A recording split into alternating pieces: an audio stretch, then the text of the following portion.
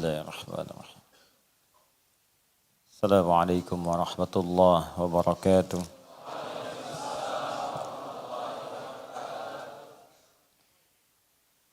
Alhamdulillahirrahman. Allamal Qur'an. Khalaqal insan. Allamahul bayan. Wassalatu wassalamu ala rasulillahil qail. Khairukum man ta'allamal Qur'ana wa 'allamah. Allahumma salli wa sallim wa barik ala hadzal nabiyil karim, rasulil amin, sayyidina Muhammadin wa ala alihi wa sahbihi wa ummatihi ila yaumiddin. Amma ba'd, fa ya ibadallah, usi nafsi wa iyyakum bitaqwallahi faqad fazal muttaqun, fala tamutunna illa wa antum muslimun. فقال تعالى يا أيها الذين آمنوا اتقوا الله حق تقاته ولا تموتن إلا وأنتم مسلمون. Hadirin sekalian, saudara-saudariku, alhamdulillah kita mengawali pertemuan kita di pekan ini dengan memuji dan bersyukur kepada Allah Subhanahu wa taala atas segala nikmat yang telah Allah berikan kepada kita. Nikmat iman khususnya, nikmat istiqamah dalam berislam, dan nikmat insyaallah mencintai Al-Quran, dan semoga diwafatkan dalam keadaan sebagai ahli Al-Quran. Demikian kita mendoakan saudara-saudari kita sebelum mengawali kajian kita di malam Jumat ini. Semoga Allah Subhanahu wa taala memberikan hidayah kepada orang-orang yang belum mendapat hidayah dan belum masuk Islam sampai dengan detik di waktu ini. Semoga Allah hunjamkan pada jiwa mereka keyakinan akan kebenaran Islam sehingga mau bersyahadat sebelum wafat menghadap kepada Allah Subhanahu wa taala. Kita bermohon kepada Allah semoga para pelaku maksiat, baik yang jauh dari tempat kita ataupun yang berada dekat dengan kita, dibimbing oleh Allah untuk bertobat sehingga ia bisa sadar bahwa satu saat ia akan wafat dan akan kembali kepada Allah Subhanahu wa taala. Semoga malam ini diberikan kita keberkahan oleh Allah yang melimpah dan insya-Allah diikhlaskan untuk mencari bekal dalam rangka mendapatkan ridha Allah Subhanahu wa taala. Kita akan teruskan kajian kita di malam hari ini untuk meneruskan mengkaji makna ayat-ayat Al-Qur'an, dan kita telah bahas muqaddimah pertama dan kedua tentang makna surah Al-Fatihah, dan telah kita uraikan di pertemuan yang lalu bahwa nama Al-Fatihah bukan sekedar nama yang kemudian diberikan untuk memberikan isyarat bahwa surah ini adalah sebagai pembuka dalam mushaf Al-Quran dari urutan surah 114 surah itu, juga bukan sekedar surah pertama yang dibacakan dalam salat ketika kita bertakbir dan membaca iftitah kemudian membaca surah dalam Al-Quran, tapi juga dinamakan Al-Fatihah. Al-nya juga bermakna istighraq, yaitu mencakup makna-makna istimewa yang sangat luas, komprehensif dan holistik. Banyak makna keistimewaannya. Bisa berarti asy-syifa, surah yang mengandung unsur pengobatan yang kesembuhannya langsung diberikan oleh Allah Subhanahu wa taala. Maka ketika diberikan nama asy-syifa bukan sekedar kita ketahui, tapi fungsinya kita terapkan dalam kehidupan saat Allah ujikan sakit kepada diri kita. Maka bacakanlah surah ini seperti Nabi mengajarkan, seperti sahabat mempraktikkan dengan penuh keyakinan dan keimanan kepada Allah Subhanahu wa taala. Maka penyakit yang sulit pun dicontohkan langsung di masa Nabi itu bisa sembuh dengan izin Allah Subhanahu wa taala. Surah ini juga disebut dengan surah As-Salah atau surah Al-Hamdu, karena dengan bacaan surah ini dibenarkan solat seseorang, bahkan menjadi rahasia dalam solat ketika membaca surah ini. Seperti kita terangkan di pertemuan lalu, rahasia solat, rahasia Al-Fatihah, kenapa disebut dengan surah As-Salah, bahkan disebut dengan surah Al-Hamdu. Bukan sekedar surah ini dibacakan dalam solat saat kita berdiri, tapi ada rahasia yang tercantum dalam hadis qudsi ketika Allah menyampaikan qasamtus salah baini wa baina abdi ala nisfain wa li abdi ma sa'al. Aku telah bagi solat menjadi dua bagian, antara aku dengan hambaku masing-masing punya hak dan kewajiban. Kalau hambaku benar menunaikan kewajibannya, maka apapun yang dia minta saat solat itu aku akan kabulkan. Jadi fungsi salat itu bukan sekedar ibadah yang ditunaikan, tapi di situ ada janji Allah untuk mengabulkan doa-doa yang disampaikan. Karena itu dalam kitab-kitab fikih baik yang klasik, ya, klasik salafan dan kontemporer khalafan, yang dulu dan yang sekarang, as-salatu tu'na biha ad-du'a. Salat itu dipahami juga dengan doa. Jadi kalau Anda baca kitab-kitab fikih, maka kalimat pertamanya as-salah fil lughati ad-du'a. Salat menurut bahasa maknanya doa. Kenapa disebut dengan doa? Karena semua bacaan-bacaan dalam salat itu isyarat dan isinya menunjuk kepada doa. Takbir sudah doa, iftitah doa. Ternyata Al-Fatihah pun doa, sampai kita mau salam isinya doa. Jadi kalau Anda banyak berdoa dalam salat, coba cek berapa banyak bagian yang dikabulkan. Nah, saat kita berdiri di Al-Fatihah itu ada hadis qudsi khusus akan mengabulkan apa yang kita minta jika benar bacaan Al-Fatihah kita. Dari mana taunya? Dari hadis qudsi yang kita bacakan di pertemuan lalu. Idza qala al-'abdu, saat hamba mulai membaca alhamdulillahi rabbil alamin. Alhamdulillahi rabbil alamin, qala Allah azza wa jalla, langsung dijawab oleh Allah kalimat itu.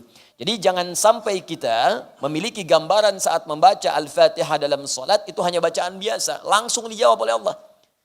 Karena itu amanat Nabi disebutkan dalam salah satu hadisnya, dirangkum oleh Al-Imam Muslim dalam kitabnya Sahih Muslim jilid yang pertama nomor hadis yang ke-8, dan dikutip oleh Al-Imam An-Nawawi dalam kitabnya yang kedua Al-Arba'in An-Nawawiyah dari 42 hadis, disebutkan pada hadis nomor kedua, dan dikhususkan oleh sementara ulama dengan satu jilid khusus saking pentingnya hadis ini dengan nama hadis Jibril. Maka dalam bagian bab itu ada pernyataan tentang ihsan. Mal ihsan? Kata Nabi, al-ihsanu an ta'budallaha ka'annaka tarah, fa illam takun tarahu fa innahu yarak. Engkau beribadah menyembah Allah, an ta'budallah. Engkau beribadah menyembah Allah. Kalimat ibadah an ta'budallaha ditafsirkan langsung oleh Al-Quran. Di antara makna ta'budallah, perintahnya bermakna u'bud, sembah Allah. Nah, kalimat sembah Allah itu ketika disebutkan dalam Al-Quran terkait dengan salat. Di mana ditemukannya? Quran surah ke-20 ayat ke-14. Innani anallahu la ilaha illa ana fa'budni. Saya Allah, kata Allah, tidak ada Tuhan selain Allah, sembah saya. Sembah saya. Di sini ada sifat uluhiyah untuk menuhankan Allah saja, ada sifat kita untuk menyembah Allah, ubudiyahnya hanya menyembah kepada Allah saja, bukan kepada yang lainnya. Fa'budni, kata Allah, sembah saya. Bagaimana menyembah Allah itu? Wa aqimis salata li dzikri. Fa'budni wa aqimis salat. Sembah saya, dan cara menyembah saya lakukan lewat salat. Ketika Allah mengatakan sembah saya lewat salat, anta'budallaha, engkau menyembah Allah. Kapan? Lewat salat. Karena itu dalam salat kita menyembah Allah dengan mengucapkan kami menyembahmu ya Allah. Dalam bahasa Arab kami menyembah na'bud, hanya kepadamu iyyaka. Maka kita katakan iyyaka na'bud, ya Allah, sekarang kami sedang menyembahmu. Apa yang terjadi ketika menyebutkan kalimat tadi? Perhatikan kata Nabi, rasakan kita sedang didengar oleh Allah. Kita diawasi. Walaupun kita tak mampu melihatnya, rasakan engkau sedang diawasi oleh Allah Subhanahu wa taala. Wa idza qala al-'abdu ar-rahman ar-rahim, jika hamba berkata ar-rahman ar-rahim, qala Allah azza wa jalla, Allah langsung menjawab, hamadan athna alayya 'abdi. Hambaku sedang menyanjungku. Wa idza qala al-'abdu maliki yaumiddin, jika hamba berkata maliki yaumiddin, qala Allah azza wa jalla, Allah menjawab majjadani 'abdi, hambaku sedang mengagungkanku. Wa idza qala al-'abdu iyyaka na'bud, iyyaka na'bud, jika hambaku berkata ya Allah, sekarang kami menyembahmu saja, sekarang kami salat, dan kami buktikan engkau Tuhan, kami hamba, karena itu kami menyembahmu sekarang. Wa iyyaka nasta'in, dan ya Allah kami hamba butuh pertolongan, kami punya masalah, butuh solusi, hanya kepadamu kami minta, karena engkau satu-satunya Tuhan kami ya Rabb. Maka apa yang terjadi dalam bacaan itu? Qala Allah azza wa jalla, langsung dijawab oleh Allah subhanahu wa ta'ala, hadza baini wa baina 'abdi, inilah yang aku maksudkan perjanjian antara aku dengan hambaku. Wali 'abdi, kalau hambaku benar bacaan Al-Fatihahnya sampai di sini, dari awal salat sampai bacaan ini, masa'ala, apapun yang dia minta sekarang, aku akan kabulkan. Apapun yang dia minta saat ini, aku akan berikan. Karena itulah di zaman-zaman dahulu, bahkan zaman dahulu kala, pada zaman dahulu kala, Teman-teman sekalian, sejak zaman sebelum Nabi Muhammad SAW, salat itu dimanfaatkan oleh para nabi dan orang-orang soleh untuk bermohon kepada Allah Subhanahu wa taala. Karena itu Nabi Isa alaihi salam salat, Quran surah 19 ayat 31 sampai 33. Karena itu Nabi Ismail alaihi salam salat, Quran surah 19 ayat ke-55. Karena itu Nabi Zakaria salat, Quran surah ketiga ayat ke-38 sampai 39. Dan menariknya dalam berdirinya mereka memohon kepada Allah. Termasuk contoh konkret Nabi Zakaria, seperti sering kita kisahkan, bermohon dalam berdirinya saat salat, minta kepada Allah agar dikaruniakan keturunan. Hal yang mustahil, kata kebanyakan orang secara medis dan klinis, karena istrinya divonis maaf, monofos dan mandul. Mustahil punya keturunan. Tapi bagi Allah tidak ada yang mustahil. Karena itu kemudian saat meminta, langsung dikabulkan oleh Allah. Fanadathul malaikatu wa huwa qaimun yusalli fil mihrab. Annallaha yubashshiruka biyahya. Datang malaikat sementara beliau masih berdiri dalam solatnya. Solatnya belum selesai, berdiri minta kepada Allah. Belum selesai solatnya, baru selesai doanya dalam berdirinya, langsung dikabulkan. Anda dapat kabar gembira, akan punya keturunan, bahkan namanya langsung diberikan oleh Allah, Yahya. Artinya hidup. Yang mustahil menurut sementara orang lahir dari rahim seorang perempuan yang divonis secara medis monofos dan mandul, kata Allah, bagiku tidak ada yang mustahil. Jadi dan hidup dia. Dan beruntungnya kita umat Nabi Muhammad SAW, Nabi istimewa, Rasul terbaik, lahir di tempat yang paling mulia, jaminan surga yang paling hebat, Rasul paling panutan. Maka spesial untuk umatnya Nabi Muhammad SAW, jangankan meminta, setiap akan sholat langsung ditunggu oleh Allah Subhanahu wa taala, mau minta apa. Bahkan diperintahkan, ingat ya, minta. Minta kata Allah. Bahkan panggilan salat dibuka dengan panggilan minta. Turunlah Quran surah kedua Al-Baqarah ayat ke-45. Wasta'inu bis-sabri was-salat. Wasta'inu, ingat jika kalian punya persoalan, minta solusinya kepada Allah. Sabar dulu terima, setelah itu mintakan. Kapan ya Allah? Wassalah, saat salat. Mintakan kepada Allah Subhanahu wa taala. Kalimat perintah. Di saking inginnya Allah meringankan beban hidup kita. Saking inginnya Allah hidup kita itu tenang di dunia. Jangan banyak persoalan. Tenang. Allah minta kita tenang. Salat itu disebut zikir. Wa aqimis salata li dzikri. Tunaikan salat supaya menjadi zikir kepadaku. Fungsi zikir itu menenangkan jiwa. Quran surah ke-13 ayat ke-28. Ala bi dzikrillahi tatmainnul qulub. Yakinkan pada dirimu jika salatmu benar, zikirmu benar kepada Allah, dampaknya ke hati akan tenang. Jadi ketika kita dipanggil salat, itu panggilan untuk menenangkan jiwa kita. Ketika dipanggil salat, panggilan untuk memberikan solusi kepada kita. Ketika diminta salat, panggilan untuk meringankan beban hidup yang sekarang sedang kita rasakan. Jadi kalau orang sehat, orang berakal, orang cerdas, orang mengerti, dan orang mau meringankan beban hidupnya, tentu dia akan senang dengan panggilan salat, bahkan belum dipanggil, dia sudah siap-siap untuk menunaikan salat. Karena itu sangat paradoks, berlawanan, sangat aneh, dan rasanya tidak bisa dimengerti kalau ada orang ingin diringankan beban, tapi dia tidak mau menerimanya. Katanya punya masalah. Katanya ingin solusi, katanya ingin rezeki, katanya ingin kemudahan. Sekarang yang punya segalanya memanggil Anda, saya berikan sekarang ya. Tapi ketika diberikan Anda malas-malasan, bagaimana bisa mendapatinya? Ketika akan diberikan Anda tunda, bagaimana bisa menerimanya? Ketika akan diberikan bahkan ada yang tidak mau menerimanya, sedangkan dia mengharapkannya. Ya Allah, apa engkau benci denganku? Aku minta solusi, datang sini aku berikan. Malas ah. Ya bagaimana bisa didapatkan? Itulah sebabnya panggilan salat dibuka dengan kalimat wasta'inu, siapkan apa permohonanmu. Bahkan bagi orang-orang yang masih ragu, dipanggil imannya. Apa masih punya iman dalam jiwa, Bu? Maka dimunculkan di ayat 153 panggilan imannya. Ya ayyuhalladzina amanu. Hai semua orang yang masih punya iman. Apakah imannya lemah? Ataukah imannya standar? Imannya kuat? Dipanggil dengan ya. Disebutkan 361 dalam Al-Quran. Nida'ul qarib, nida'ul mutawassit, nida'ul ba'id. Panggilan untuk merasa yang dekat dengan Allah, panggilan merasa yang setengah-setengah dengan Allah, atau panggilan bagi orang yang merasa jauh dengan Allah, tapi masih merasa punya iman dalam dirinya. Sepanjang kau mengaku beriman, ada iman dalam jiwamu, kata Allah, saya ingatkan padamu, saya tekankan ayyu, gabungkan ayyuha, saya serius nih, saya tekankan, saya ingatkan, ayyuha disebutkan 150 kali dalam Al-Quran. Sepanjang kamu masih punya iman, besar, kecil, tua, muda, kaya, cukup, saya nggak peduli. alladzina disebutkan 1080 kali dalam Al-Quran. Semua pemilik iman tanpa kecuali. Sepanjang masih punya iman, ista'inu bis sabri was salah. Ya ayyuhalladzina amanu ista'inu bis sabri was salah. Maka imanmu akan menuntun engkau minta solusi kepada Allah lewat salat. Jadi kalau ada orang punya persoalan, dipanggil salat masih nggak mau salat, patut dipertanyakan orang itu masih punya iman atau tidak.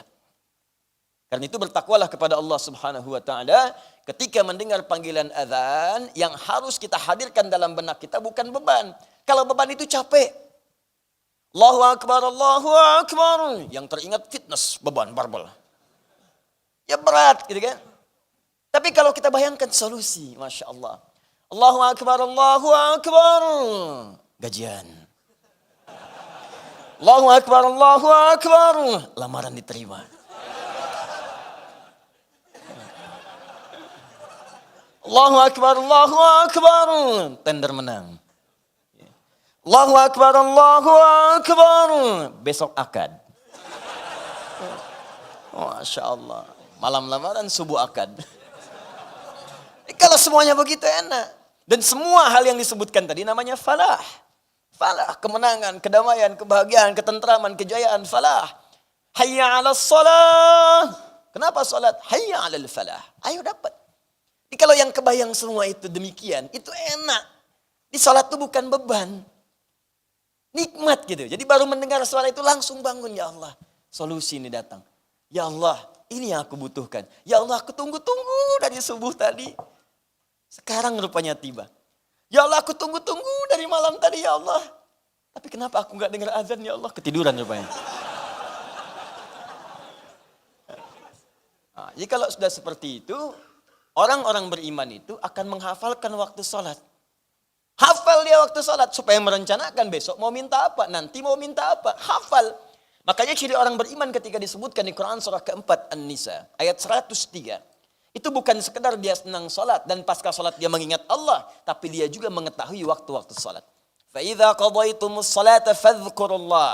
Maka jika engkau telah selesai menunaikan sholat, segera bergegas zikir kepada Allah. Ingat Allah, ingat Allah. Itu ciri keberhasilan sholat kita.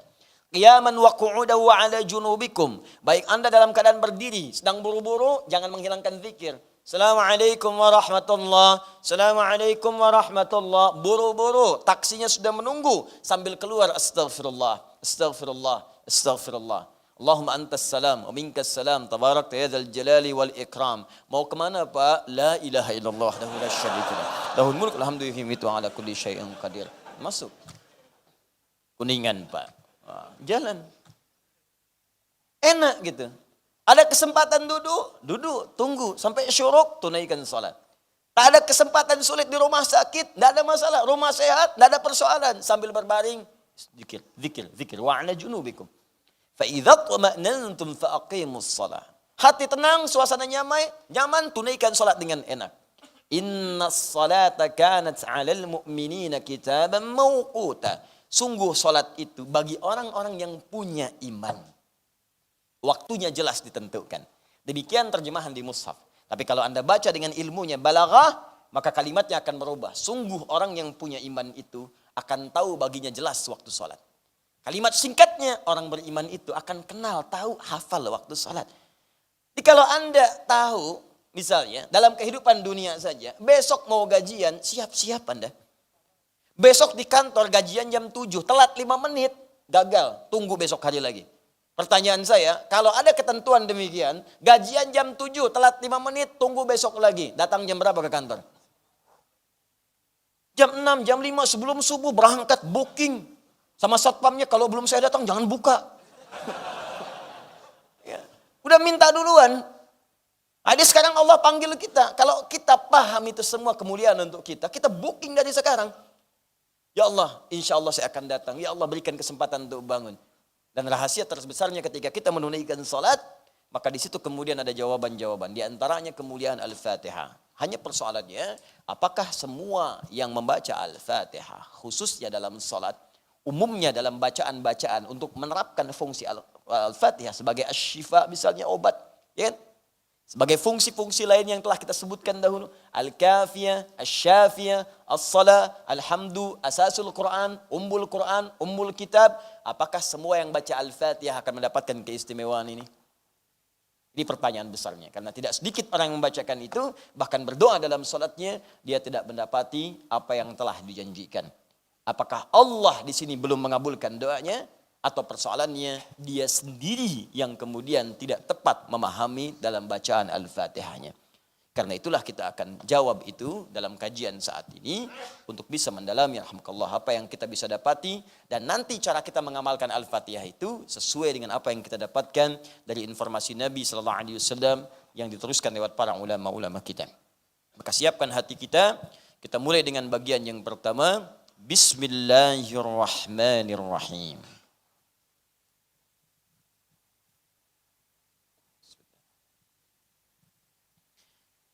Perhatikan sini sejenak, kalaupun tak nampak dari sisi yang berbeda di papan tulis, tidak apa-apa. Karena nanti saya juga akan terangkan kemudian, dan suara bisa terdengar, dan di luar ta'lim ini, Anda bisa mereview nanti ta'lim kita lewat saluran yang tersambung pada saat ini di Al-Hidayat Official di YouTube. Sekarang mari kita perhatikan baik-baik teman-teman sekalian. Fokus sini, saya tuliskan Bismillahirrahmanirrahim.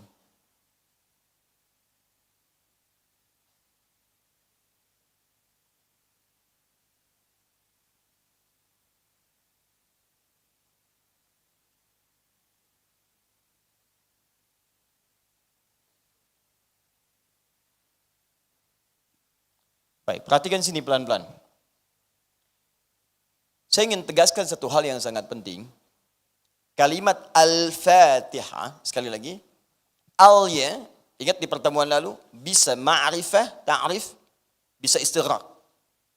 Kalau dia ta'rif, ma'rifah, maka yang dimaksud Al-Fatihah itu surah pembuka dalam mushaf dan surah pembuka dalam salat. Dipahami sampai sini? Alhamdulillah. Tapi kalau yang dimaksudkan istighraq, mencakup semua fungsi keutamaan dan keistimewaannya, maka jika itu yang dimaksudkan, maka hal yang perlu kita pelajari adalah semua kandungan Al-Fatihah itu dari awal sampai akhir untuk mendapatkan keistimewaan yang dijanjikan. Bagaimana caranya baca Al-Fatihah? Bisa mendapatkan syifa, bisa mendapatkan misalnya keberkahannya, bisa mendapatkan kemudahan dalam aktivitas pekerjaan kita. Bagaimana caranya? Maka pahami awal ayat sampai akhir ayat Al-Fatihahnya. Tapi kalau sekedar ingin dipakai dalam sholat, sah. Atau sekedar ingin baca Al-Quran, antum tak paham pun tak ada masalah. Sholatnya sah. Karena syarat sholat itu bukan paham kandungan Al-Fatihah. Syarat sholat itu benar bacaan Al-Fatihahnya. Begitu dibacakan, benar. Tapi kalau tidak paham, antum kehilangan momentum untuk meminta kepada Allah Subhanahu wa Ta'ala. Mengerti sampai di sini? Baik, dalam upaya kita memohon itu, syarat pertamanya kita harus paham setiap huruf, setiap kalimat, bahkan setiap harakat dari awal ayat sampai akhir ayatnya. Di pertemuan lalu kita sudah sepakati berdasar keterangan dalam Al-Quran surah ke-15 ayat 87 bahwa Al-Fatihah itu jumlahnya 7 ayat. Walaqad atainaka sab'an minal mathani wal Qur'anil azim. Dan kami telah turunkan hanya kepadamu saja Muhammad sallallahu alaihi wasallam. Tidak kepada nabi-nabi yang lain, 7 ayat yang akan terus diulang-ulang. 7 ayat yang akan terus diulang-ulang. Satu episode kemarin kita bahas, yang dimaksud dengan 7 ayat itu adalah surah Al-Fatihah. Karena itu, kita mulai dengan bagian yang pertama, ayat yang pertama dari Bismillahirrahmanirrahim. Berikan harakat dulu supaya mudah untuk dibaca.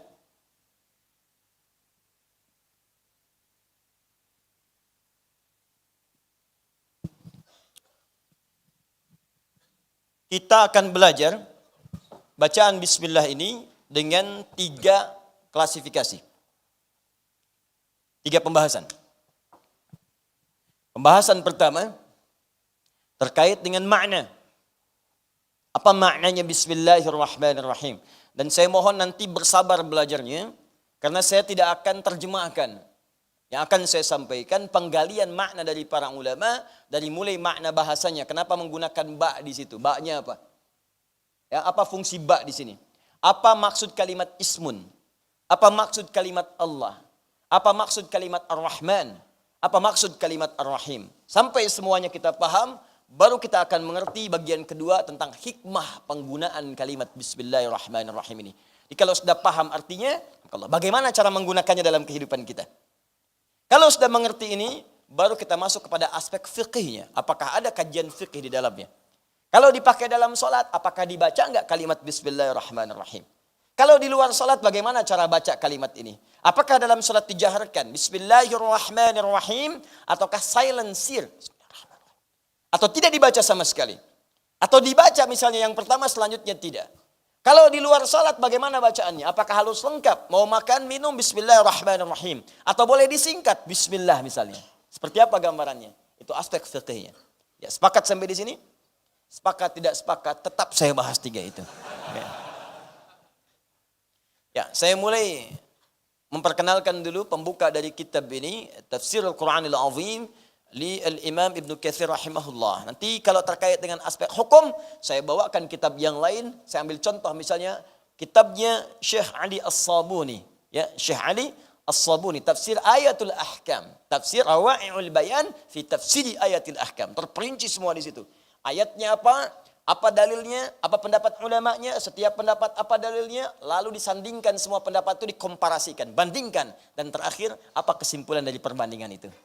Nanti insya Allah saya bawakan kitabnya. Yang hari ini kita akan bahas bagian yang pertama dari kalimat Bismillahirrahmanirrahim. Dan saya pun bawakan kitab acuannya supaya tidak diduga bahwa ini hanya ilmu otak-atik saja Ustaz Adi Hidayat. Nah, nanti kitabnya saya tunjukkan. Dari kitab ini nanti kita turunkan kajian kita insya Allah. Bismillahirrahmanirrahim. Kita mulai dengan Syekh Ibnu Katsir rahimahullah. Iftataha biha sahabatu kitab Allah Ta'ala. Iftataha biha sahabatu kitab Allah Ta'ala. Para sahabat seluruhnya memulai bacaan kitab Allah, yakni Al-Quran, dengan Bismillahirrahmanirrahim. Ya, dengan Bismillahirrahmanirrahim di mushaf. Karena itu tulisan di mushaf Bismillahirrahmanirrahim dicantumkan. Baik yang bacaan Al-Fatihahnya Bismillahnya sir, tidak dibaca sama sekali, tetap ketika Anda melihat mushaf akan ada kalimat Bismillahirrahmanirrahim. Jelas sampai sini? Baik. Wattafaqal ulama'u ala annaha ba'du ayatin min suratin Naml. Pertama, semua ulama sepakat bahwa kalimat Bismillahirrahmanirrahim tercantum sebagai bagian dari ayat di surah An-Naml, surah ke-27. Tepatnya ayat ke-30. Ya innahu min Sulaimana wa innahu bismillahirrahmanirrahim. Ini khusus untuk di ayat itu, di surah itu, surah ke-27, surah An-Naml. Ingat kalau disebutkan surah Al-Quran, saya sudah pernah mengajarkan, jangan bacakan dengan terjemahannya. Karena ini termasuk bagian dari kalimat-kalimat dalam syariat yang harus dibacakan dengan Arabnya. Ya seperti azan, seperti nama surah dalam Al-Quran, kalau ingin berbincang dengan kawan, jangan disebutkan terjemahannya. Pertama, namanya akan berubah dalam kesan. Terjemahannya mungkin benar, tapi kesan yang diterima di hati bisa berbeda. Yang ketiga, respon kita menyikapi suratnya atau nanti menyikapi syariatnya juga akan tidak sama. Minimal tidak serius dalam menunaikannya. Sedang baca surat apa, akhi? Surat semut. Ya. Kamu bro, surat mak-mak, An-Nisa. Ya. Nah, misal, kamu apa? Surat saya gajah, Al-Fil. Ya, dia sedang baca apa? Dia sedang baca surat lebah, An-Nahl. Nah, jadi kesannya agak lain. Beda dengan kita ucapkan. Baca apa dia? An-Naml. Kamu merajaan surat apa? Al-Fil. Dia surat apa? An-Nisa. Jelas ya? Sama dengan azan. Allahu Akbar, Allahu Akbar. Jangan diganti-ganti. Begitu Anda terjemahkan ke dalam bahasa biasa, atau ada penerjemah, atau diganti bahasanya. Karena pernah kejadian di beberapa negara demikian. Di Turki pernah terjadi seperti itu. Di Tunisia hampir-hampir. Dan tidak ada kesan dalam jiwa. Tidak ada lekat. Dan tidak ada penguat ke dalam hati kita untuk menunaikan salat dengan baik. Respon dari azan itu. Bayangkan di Indonesia berapa bahasa muncul. Ya, pulau saja itu ada 13.677 pulau. Itu belum termasuk Pulau Gadung, Pulau Gebang, Pulau Abang dan sebagainya. Nah, Anda bayangkan bahasanya banyak. Ya, bahasa Jawa, bahasa Sunda, ya, bahasa Betawi. Allahu Akbar, Allahu Akbar. Bahasa persatuan. Ya, bahasa Arab muncul. Tapi ketika Anda terjemahkan, ya, Tuhan saya besar, Tuhan saya besar. Indonesia, tapi orang lain belum tentu tahu. Betawi, Tuhan gua gede, Tuhan gua gede. Ke Bandung, Allah nu agung, Allah nu agung. Beda, kesannya lain. Ya, jelas ya? Karena itu dalam hal konteks terkait dengan surah Al-Quran, sebutkan dengan namanya. Semua ulama sepakat bahwa kalimat Bismillahirrahmanirrahim yang tercantum dalam surah An-Naml, surah ke-27, ayat ke-30 adalah termasuk bagian dari surah itu dan ayat yang dimaksudkan. Nggak ada perbedaan pendapat di sini. Kemudian tsumma ikhtalafu hal hiya ayatun mustaqillatun fi awwali kulli suratin. Kemudian mereka berbeda pendapat. Apakah bismillahirrahmanirrahim ini termasuk awal dari setiap surah? Misal setiap surah Al-Baqarah ada bismillahirrahmanirrahim. Kalau Anda buka di mushaf sebelum Al-Baqarah ada bismillahirrahmanirrahim. Ya. Sebelum Ali Imran ada bismillahirrahmanirrahim. Sebelum An-Nisa ada bismillahirrahmanirrahim. Cuma satu surah yang tidak dibuka dengan bismillahirrahmanirrahim, yaitu surah ke-9 namanya surah At-Taubah atau surah Al-Bara'ah. Jadi hanya satu surah yang tidak dibuka dengan bismillahirrahmanirrahim. Sebagian ulama mengatakan walaupun tidak ada di situ tapi Allah kemudian menyantumkannya di An-Naml ayat ke-30. Di jumlah bismillahirrahmanirrahim tetap 114 jumlahnya. Ya, semua 113 selain Al-Bara'ah, tapi kemudian ditetapkan di An-Naml ayat ke-30. Innahu min Sulaiman wa innahu bismillahirrahmanirrahim. Maka jumlah bismillahirrahmanirrahim dalam Al-Quran, dalam mushaf semuanya 114. Jelas? Kenapa Ustaz tidak dibuka Al-Bara'ah At-Taubah dengan bismillahirrahmanirrahim? Karena bismillahirrahmanirrahim itu kalimat penuh dengan ungkapan kasih sayang. Janji-janji kebaikan. Ada kemuliaan, ada lemah lembut di dalamnya. Ada sifat Allah yang sangat memerhatikan. Sedangkan Al-Bara'ah At-Taubah itu surahnya diturunkan untuk membuka izin perang. Bara'atum minallah. Telah tiba kemudian izin dari Allah Subhanahu wa taala dan Rasulnya. Ketika kalian banyak dizalimi, sekarang kalian sudah mulai kuat bisa membela diri. Silahkan siapkan pembelaan itu, berjihad kalian. Di jihad bukan menembak orang sembarangan, ya bunuh orang, granat orang, bom orang, bukan. Jihad itu mempertahankan harga diri, mempertahankan izzah Islam wal muslimin ketika kita memang kemudian membutuhkan pembelaan-pembelaan yang dimaksudkan. Maka dalam perang itu tidak ada kasih sayang. Saya banyak menerangkan kalimat ini, belum pernah ada di muka bumi ini dari awal sejarah sampai dengan kekinian orang perang pakai kasih sayang.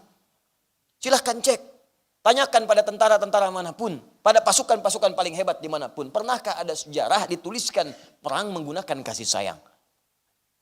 Assalamualaikum, assalamualaikum dulu tuh. Izin tembak ya. Dor, sakit nggak? Kalau sakit maaf ya, sengaja. Ya, nggak ada begitu. Tembak ya tembak, gitu kan? Karena itu di At-Taubah tidak menggunakan Bismillahirrahmanirrahim. Jadi yang pertama ada perbedaan pendapat di kalangan para ulama tentang apakah Bismillahirrahmanirrahim dalam setiap awal surah itu termasuk bagian dari surah itu atau tidak. Jelas ya? Kemudian au min kulli suratin kutibat fi awwaliha wa annaha ba'du ayatin min kulli suratin au annaha kadzalika fil Fatihah. Atau bismillah itu termasuk bagian dari Al-Fatihah. Saja. Kalau tadi setiap surat ya, awal surat, awal surat, awal surat. Atau bismillahirrahmanirrahim ini bagian dari surah Al-Fatihah saja, yang lainnya tidak. Maksudnya bukan bagian dari surah Ali Imran, bukan bagian dari surah Al-Baqarah, bukan bagian dari surah An-Nisa dan seterusnya. Tapi dia bagian khusus dari surah Al-Fatihah. Jadi yang pertama bagian dari setiap surah. Jelas? Yang kedua hanya Al-Fatihah saja. Yang ketiga, au annaha kadzalika fil Fatihah duna ghairiha au annaha innama kutibat lil fasli la annaha ayatun ala aqwalil ulama salafan wa khalafa. Yang ketiga, ataukah Al-Fatihah itu bukan bagian dari Al-Fatihah? Maaf, ataukah Bismillahirrahmanirrahim itu bukan bagian dari Al-Fatihah dan bukan bagian dari semua setiap surah, tapi dia ayat khusus yang diturunkan untuk memisahkan antara satu surah dengan surah yang lainnya. Ingat ada 3 bagian. 1, bagian dari semua surah. Yang kedua, hanya Al-Fatihah saja. Bukan bagian dari surah-surah yang lain. Bukan bagian dari Al-Baqarah, bukan bagian dari Ali Imran sampai An-Nas. Dia hanya bagian dari Al-Fatihah saja. Yang ketiga, dia bukan bagian dari Al-Fatihah, bukan bagian dari setiap surah, tapi dia satu ayat sendiri yang diturunkan oleh Allah untuk memisahkan antara surat satu dengan surah yang lainnya. Di sini nanti ada detail pendapat dari para ulama. Apa pendapat mereka? Bagaimana kemudian dalil-dalilnya? Itu nanti kita akan rincikan di kitab terkait dengan ayat-ayat hukum, kitabnya Rawai'ul Bayan fi Tafsiri Ayatil Ahkam. Ya, di situ nanti akan memuat pendapat-pendapat para ulama dengan detail dan lengkap insyaallah. Ini pembuka dari Al-Imam Ibnu Katsir.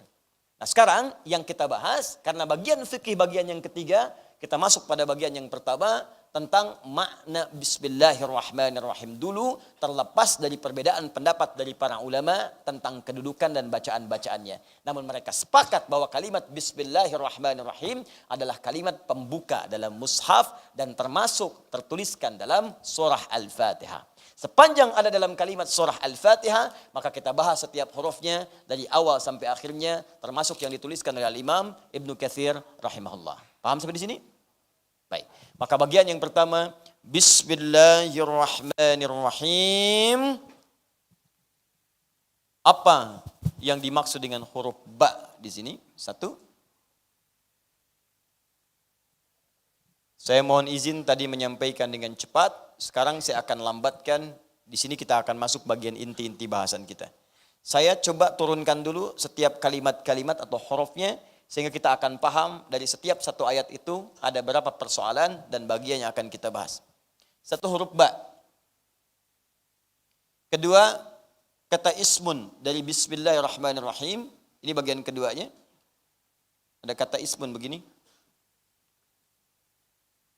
Ketiga, lafaz Allah Jalalah.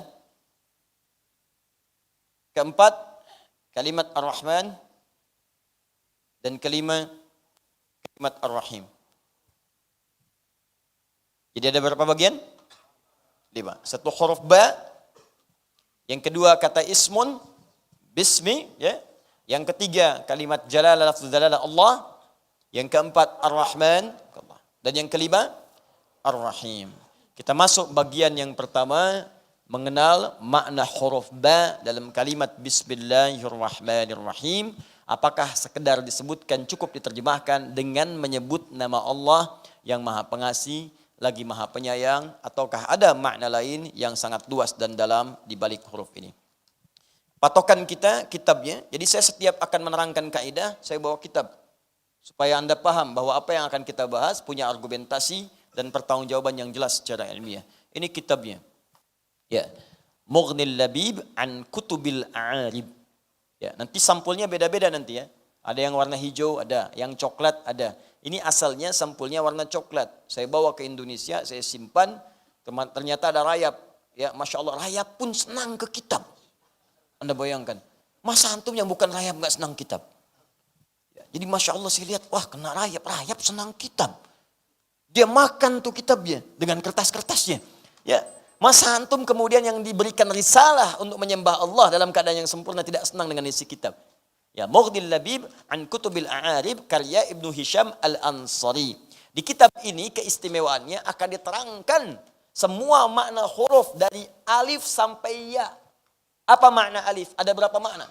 Apa makna ba? Ada berapa jenis ba dalam Al-Quran, dalam hadis yang digunakan orang Arab? Ada berapa jenis semuanya?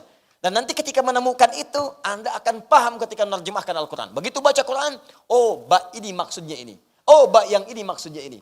Sekarang pertanyaannya, ada berapa jenis ba di dalam kalimat bahasa Arab? Dan dari sekian jenis itu, ini kalimat ba di Bismillahirrahmanirrahim masuk ke dalam kategori yang mana? Misal, kalau ada 14, kalau ada 13, kalau ada 10 jenis huruf ba, yang satu ini di antara 10 masuk ke dalam hukum yang mana? Demikian kemudian kita akan memahami dan menerapkannya dalam kajian Al-Fatihah itu. Sekarang, kapan kita akan bacakan kitab ini? Setelah menunaikan salat Isya berjamaah, insyaallah. Subhanakallahumma wa bihamdika asyhadu an la ilaha illa anta astaghfiruka wa atubu ilaik. Assalamualaikum warahmatullahi wabarakatuh. Bismillahirrahmanirrahim. Assalamualaikum warahmatullahi wabarakatuh. Alhamdulillah. Wassalatu wassalamu ala Rasulillah wa ala alihi wa sahbihi wa man wala wa ba'd. Saudara-saudariku, alhamdulillah kita telah menunaikan salat Isya berjamaah beserta seluruh amalan sunnahnya insyaallah. Semoga salat kita dan seluruh zikir kita diterima oleh Allah Subhanahu wa taala. Demikian kita berdoa kepada hamba-hamba Allah yang telah beriman yang belum menunaikan salat Isya, entah di perjalanan atau waktunya berbeda. Kita berdoa semoga juga diberikan kesempatan untuk menunaikan salat Isya dengan khusyuk. Dan mudah-mudahan sekali lagi para pelaku maksiat bisa bertobat dan kembali berhijrah untuk mendekat kepada Allah dan Rasulnya. Sebelum kita melanjutkan, saya ingin mengingatkan semua hadirin, baik di dalam masjid ataupun sekitarannya, untuk mengikhlaskan niat karena Allah Subhanahu wa taala dan menilai ta'lim kita ini sebagai bagian dari perjuangan kita untuk beramal saleh. Kalau seperti itu, insya-Allah cara kita bertaklimnya akan lebih ringan. Saya tadi coba mengamati beberapa bagian ikhwah, ada yang berdiri, ya bukan di dalam bahkan di luar. Ya ada beberapa mungkin bagian-bagian yang mesti berjuang. Ya setidaknya mudah-mudahan itu perjuangan mendapatkan ridha Allah, karena di akhirat itu lebih berat lagi perjuangannya. Jadi mumpung masih di dunia, kita berjuang dengan semangat karena kita tidak tahu di bagian mana kita akan menghadap kepada Allah Subhanahu wa taala. Boleh jadi di antara malam ini ada bagian tersendiri bagi sebagian saudara-saudari kita untuk berpulang kepada Allah, dan dalam pulang itulah dicatatkan kalimat terbaik sedang berjuang untuk mendekat kepada Allah Subhanahu wa taala. Kita lanjutkan insyaallah pelajaran kita dalam kajian surah Al-Fatihah pada ayat yang pertama. Bismillahirrahmanirrahim. Pada klasifikasi bagian pertama dari 5 pembahasan di ayat ini, yaitu pembahasan tentang makna huruf ba, khususnya ba yang melekat pada kalimat Bismillahirrahmanirrahim. Apa saja fungsi ba itu, khususnya dalam penggunaan huruf ini di bahasa Arab. Saya ingin bedakan, kita sedang tidak bicara ba dalam bahasa Latin. B dengan A dibaca ba, B dengan I dibaca bi, B dengan U dibaca bu, ya, B dengan O dibaca bo, ba, bi, bu, bo, ya. Kemudian itu tidak kita uraikan, yang kita uraikan adalah huruf ba dalam penggunaan dan pengucapannya di lisan orang-orang Arab. Seperti apa makna yang dimaksudkan? Karena itu kita akan kembali kepada karya ulama-ulama kita yang menyampaikan tentang makna-makna huruf dan kalimat dalam bahasa Arab. Saya kembali ingatkan, kita akan gunakan kitab yang sangat populer.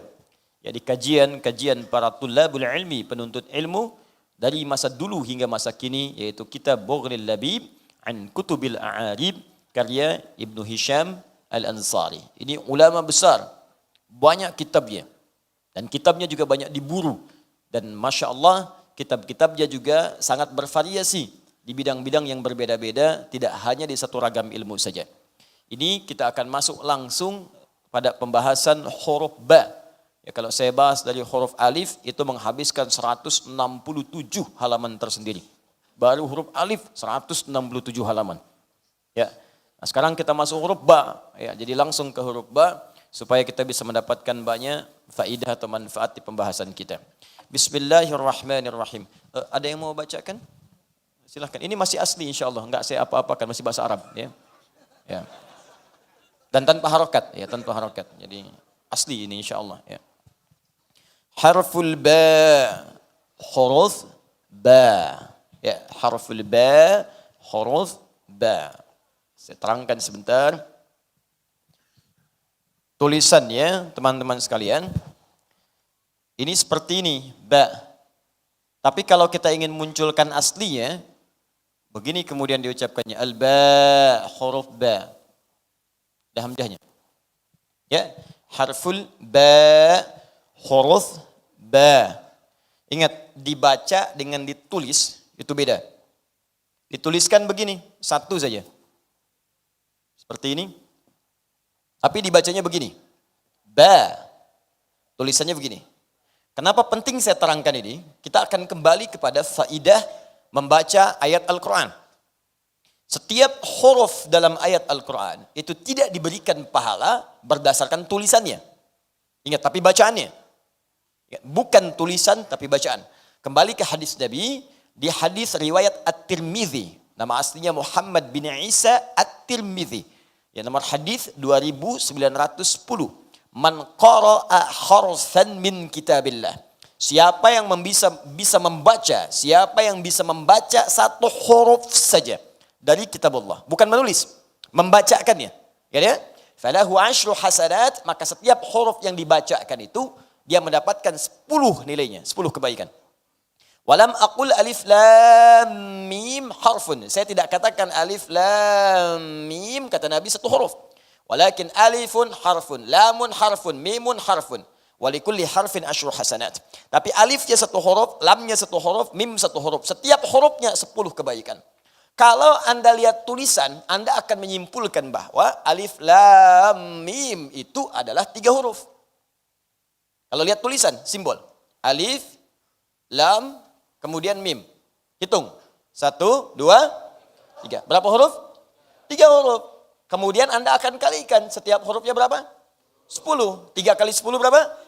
30. Orang akan hitung ini 1, 2, 3 kali 10. Ingat Al-Quran beda. Kalau amalan lain, salat dan lainnya misalnya umumnya standar selesai dikerjakan dapat 10. Salat misalnya dikerjakan selesai dapat 10 paling minimal kalau sendirian. Apa dalilnya Ustaz? Quran surah ke-6 ayat 160. Ya, Quran surah ke-6 ayat 160. Man jaa'a bil hasanati falahu asyru amthaliha. Siapa yang mengerjakan 1 kali kebaikan, setiap 1 itu nilainya 10. Hasanah, 1 kebaikan yang punya pahala disebut hasanah. Salat disebut hasanah dalam Al-Quran. Quran surah ke-11 ayat 114. Aqimis salata tarafain nahar wa zulafan minal lail innal hasanati yudhibnas sayyiat. Tunaikan salat itu. Ya, dari mulai siang sampai malam sampai ke subuh, tunaikan semuanya. 5 waktu itu. Awas hati-hati. Sungguh salat-salat itu disebut dengan hasanat. Setiap Anda kerjakan salat punya hasanah itu, selain punya pahala, dia bisa menggugurkan dosa-dosa kecil sepanjang bukan dosa besar. Salat disebut dengan hasanah. Setiap satu hasanah 10. Karena itu kalau Anda salat sendirian, selesai salat dapat 10 pahalanya. Jangan dihitung 1, 2, 3, 4 sampai 10. Jarak satu kedua bisa 500 tahun. Kalau Anda berjamaah dapat 27. Kalau Anda ke masjid baru datang belum salat dapat 25. Baru datang, baru di hadis Muslim, baru datang ke masjid dengan niat salat, baru datang 25. Jarak satu keduanya 500 tahun, 2 ketiga 500 tahun, 3 keempat 500 tahun, sampai 25. Baru datang. Kalau gitu saya datang aja Ustaz, besok balik lagi. Salat sendirian di rumah dapat 10, saya baru datang ke masjid 25. Dengan niat salat, kalau datang niat balik lagi, nggak dapat apa-apa. Tapi Al-Quran beda. Tidak dihitung selesai baca dapat 10, tidak. Setiap hurufnya Anda bayangkan. Setiap huruf. Jangan diartikan Anda baca Bismillahirrahmanirrahim. 10, tidak. Hitung berapa jumlah hurufnya. Tapi kebanyakan orang menghitung itu bukan dari bacaannya. Kan Nabi katakan walam akul. Saya enggak katakan kata-katanya. Bukan tulisannya. Kalau tulisannya begini 1, 2, 3. Tapi kalau bacaannya kata-katanya maka ngukurnya menggunakan ilmu arud. Dalam ilmu arud, setiap yang ditulis, jangan dilihat tulisannya, tapi lihat bacaannya. Di ilmu arud, ada 16 rumus, disebut dengan bahar. Jadi kalau Anda tuliskan, alif, lam, mim, tulisannya seperti ini. Alifun. Oh. Ada berapa huruf lagi? 3. Dari 1 ini aja, ada 3 kali 10. Masya Allah. Ini huruf apa? Belum selesai. Hamzah, dari sini saja, Hamzah. 1, 2, 3, 4. Sudah 4 huruf. Dari sini saja, haun, 3 huruf, ha, 1, 2, 3. Belum selesai. Ternyata rumus ini nanti disebutkan dalam Al-Quran surah kedua ayat 261. Orang yang selalu hitung-hitungan dalam beramal akan diberikan sesuai dengan hitungannya. Tapi setiap orang yang mengerjakan karena Allah tanpa pernah berhitung, wallahu yudha'ifu liman yasha' wallahu wasi'un alim. Allah akan berikan tanpa batas dengan kadar kekuatan pengetahuan Allah terhadap kadar keikhlasan orang yang beramal itu. Jadi kalau mengerjakan apapun termasuk infak, jangan pernah kita berhitung.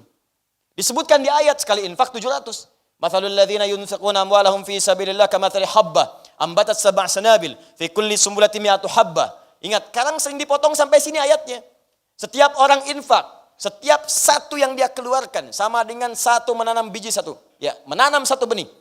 Satu tumbuh jadi 7 tangkai. Setiap tangkai ada 100 biji baru. 1 kali 7 kali 100, 700 kali lipat. Orang sering menghitung, masukkan 100.000 kali 700. Itulah nilainya di sisi Allah.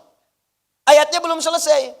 Teruskan ayatnya. Wallahu yudha'ifu liman yasha. Allah akan berikan kadar berkali lipat tanpa hitungan kepada siapa yang dikehendaki. Siapa yang dikehendaki itu?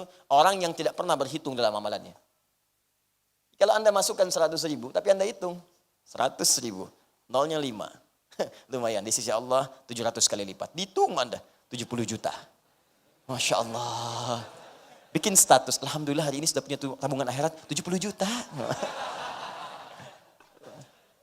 Apa ada satu orang yang masukkan cuma 500 rupiah. Dan dia nggak pernah berhitung. Saking ikhlasnya dia jaga itu supaya nggak bunyi gitu kan. Masukkan. Dan kotaknya itu bukan kayu, tembaga. Ya. Saking ikhlasnya dia jaga supaya nggak bunyi itu. Masuk. Dan lillah dilakukan karena Allah. Masya Allah. Boleh jadi dia dapat 1 juta kali lipat di sisi Allah Subhanahu wa taala. Masya Allah. Ini saya ingin katakan kalau baca ba ini jangan dikira sekali ba dibaca dapatnya cuma 10, belum tentu. Walaupun secara hitungan ini akan ditemukan misalnya 19 huruf secara hitungan, tapi ingat pahalanya akan dituliskan dengan bacaan bukan dengan hitungannya. Paham di sini? Nah, sekarang harful ba. Nah, karena itu saya tuliskan bentuk keasalnya ba. Walaupun ditulis dengan satu bilangan saja, satu unsur bi, ya, tapi kembali ke asalnya huruf ini dibaca dengan ba. Ada berapa maknanya? Al-ba'ul mufradah. Ba yang berdiri sendiri itu, maksudnya kalau kita melihat huruf ba secara sendirinya, tidak digabungkan dengan huruf-huruf lain, ya ba sendiri, ya ba sendiri itu harfu jarmin li arba'ata asyara ma'nan. Huruf ba ini dia punya 14 makna. Huruf ba saja. Sebelum digabung dengan huruf-huruf lain, ba saja itu punya 14 makna. Jadi kalau saya pisahkan tadi, begini teman-teman, kan kita pasah bagi 5 bagian kan? Ya, di sini ada 5 kalimat. Huruf ba, ismun, Allah, ar-Rahman, ar-Rahim. Kita pisahkan dulu pada unsur-unsurnya untuk mendapatkan keindahan maknanya dan kedalaman pengertiannya. Ba turunkan, ba ini saja, satu huruf ini. Kata Ibnu Hisham Al-Ansari dalam kitabnya Mughdil Labib, berdasarkan penelusuran beliau pada lisan orang-orang Arab. Kapan ba digunakan? Dalam tulisan mereka, dalam bacaan mereka. Ditemukan huruf ba ini punya 14 makna, 14 fungsi. Ada 14. Awas hati-hati. Dan setiap 14 ini bisa beda-beda maknanya. Jadi kalau Anda baca dalam Al-Quran, Bismillahirrahmanirrahim. Ba di sini sama enggak dengan ba di Al-Maidah ayat 6? Wamsahu biru'usikum. Sama enggak dengan kalimat alaisallahu biahkamil hakimin? Ba-nya sama enggak? Sama-sama ba, sama-sama harakatnya kasrah. Ba, bi. Berapa banyak bi dalam Al-Quran? Apakah semuanya punya makna yang sama? Belum tentu. Itulah indahnya bahasa Al-Quran. Kalau dikembalikan kepada maknanya dan dahsyatnya Allahu Akbar, semua diksinya akan sangat tepat dengan konteksnya. Semua pilihan hurufnya akan sesuai dengan maknanya. Sekarang kita akan lihat apa saja yang ke-14 itu. Ya, satu fungsi bisa 1 jam. Sudah. Sampai jam berapa kita malam ini? Silahkan insyaAllah ya. Anda sampai jam 11, ya saya jam 9 lah pulang ya. Saya mau ke Padang nanti insyaAllah. Bismillahirrahmanirrahim. Awwaliha, yang pertama dari 14 itu. Ya, yang pertama awwaliha. Ustaz, kenapa dibaca awwaliha bukan awwaluha? Karena ataf kepada kalimat sebelumnya. Li arba'ata asyara. Ya, harusnya arba'ati ini. Arba'ati asyara. Ya, arba'ah karena ada huruf lam dibaca awwaliha bukan awwaluha. Pertama al-ilsaq. Al-ilsaq. Qila wa huwa ma'nan. Dan inilah yang dimaksud makna utama dari huruf ba itu. Pertama al-ilsaq. Ingat ilsaq bukan besok. Besok. Ilsaq. Al-ilsaq. Insyaallah. Ilsaq. Ilsaq. Qila wa huwa ma'nan. Dan banyak yang menyebutkan bahwa fungsi pertama inilah fungsi asal ya. Yang paling dasar, yang paling pokok. Di antara 14 fungsi ini dasar yang paling utama. Jadi kalau ada huruf ba, rata-rata tidak akan jauh dari fungsi yang pertama ini. Yang lainnya nanti akan mengikuti. Kita akan lihat nanti ya. Ada musahabah, ada tab'id bin duni tahdid, tab'id ma'at tahdid, ada istighraq, ada taukid, ada ghayah, ada macam-macam. Tapi dasar utamanya adalah ilsaq. Ya. Apa itu ilsaq? Dari kata alsaqa yulsiqu, ilsaqan. Terambil lagi dari akar kata yang paling dasarnya, lasaqa. Lasaqa, lam, Sod, qaf. Ini akar kata yang paling asal. Sebelum mendapatkan penambahan hamzah jadi al-saqa. Ya, la-saqa. Sesuatu yang lekat menempel, sulit terpisahkan. Lekat, nempel, sulit terpisahkan. Karena itu orang Arab menyebut lem dengan lisaq. Ya akhi, indaka lisaq? Ya akhi, kamu punya lem enggak? Ya, indaka lisaq? Oh iya, besok. Bukan, ya, lisaq. Ya, kamu punya lem enggak? Indaka lisaq? Apakah engkau punya lem? Kenapa lem disebut dengan lisaq? Karena lem punya fungsi menempelkan sesuatu sehingga sulit untuk dipisahkan. Ya, nah, saya bacakan dulu sebentar. Bismillah. Wa huwa ma'nan la yufariquha falihadza iqtasara alaihi Sibawayh. Sibawayh itu orang paling hebat, master di ilmu nahwu, ya, master di ilmu nahwu, gramatikal bahasa Arab. Di gramatikal bahasa Arab itu punya 4 turunan ilmu yang penting. 1 nahwu. Ingat, yang kedua saraf. Yang ketiga nanti saraf ada 12 lagi. Ketiga nanti balaghah. Balaghah punya 3 cabang ilmu lagi. Ma'ani, bayan, badi'. Yang keempat arud. Arud punya 16 cabang ilmu lagi disebut dengan bahr nanti namanya. Ya, di nahwu nanti ada banyak turunan kitab. Dasarnya nanti ada jurumiyah misalnya. Ya, karangan As-Sunhaji. Ya, al-kalamu wal lafdhul mufidu. Ya, al-kalamu wal lafdhul murakkabul mufidu bil wad'i wa aqsamu thalathatun ismun wa fi'lun wa harfun. Wa amma al-ismu wa kalimatun dalat ala ma'nan fi naqsi wa lam tuqtaran bi zamanin wad'an. Itu jurumiyah. Dasar nanti sampai masuk ke Imriti, sampai masuk ke Alfiyah. Kalamuna lafdhun mufidun kastaqim wasmun wa fi'lun thumma harfunil kalim wahiduhu kalimatun wal qawlu am wa kalimatun biha kalamun qad yu'am bil jarri wat tanwini wan nida wa al musadin ilis bitamyizun hasal bitafa'ati atat wa ya'if ali wa nunik balanna fi'lun jalli. Nah, itu nahwu di situ. Dalam penemu ilmu nahwu yang paling dahsyat, ya, itu asalnya kembali nanti kepada Al-Qur'an, dasar-dasarnya. Dikeluarkan nanti yang paling faqih di zaman Nabi, di antaranya dari sekian banyak sahabat-sahabat Nabi, di antaranya sahabat Ali bin Abi Thalib. Nanti diinisiasikan kepada Abil Aswad Ad-Duali, diteruskan kepada Khalil bin Ahmad Al-Farahidi, nanti kemudian dikembangkan sampai munculnya masa Sibawayh. Sibawayh itu pakar ilmu nahwu yang namanya melampaui batas sejarah kehidupannya. Usianya sangat muda, bahkan wafat dalam usia yang sangat belia, sekitar 37 tahun.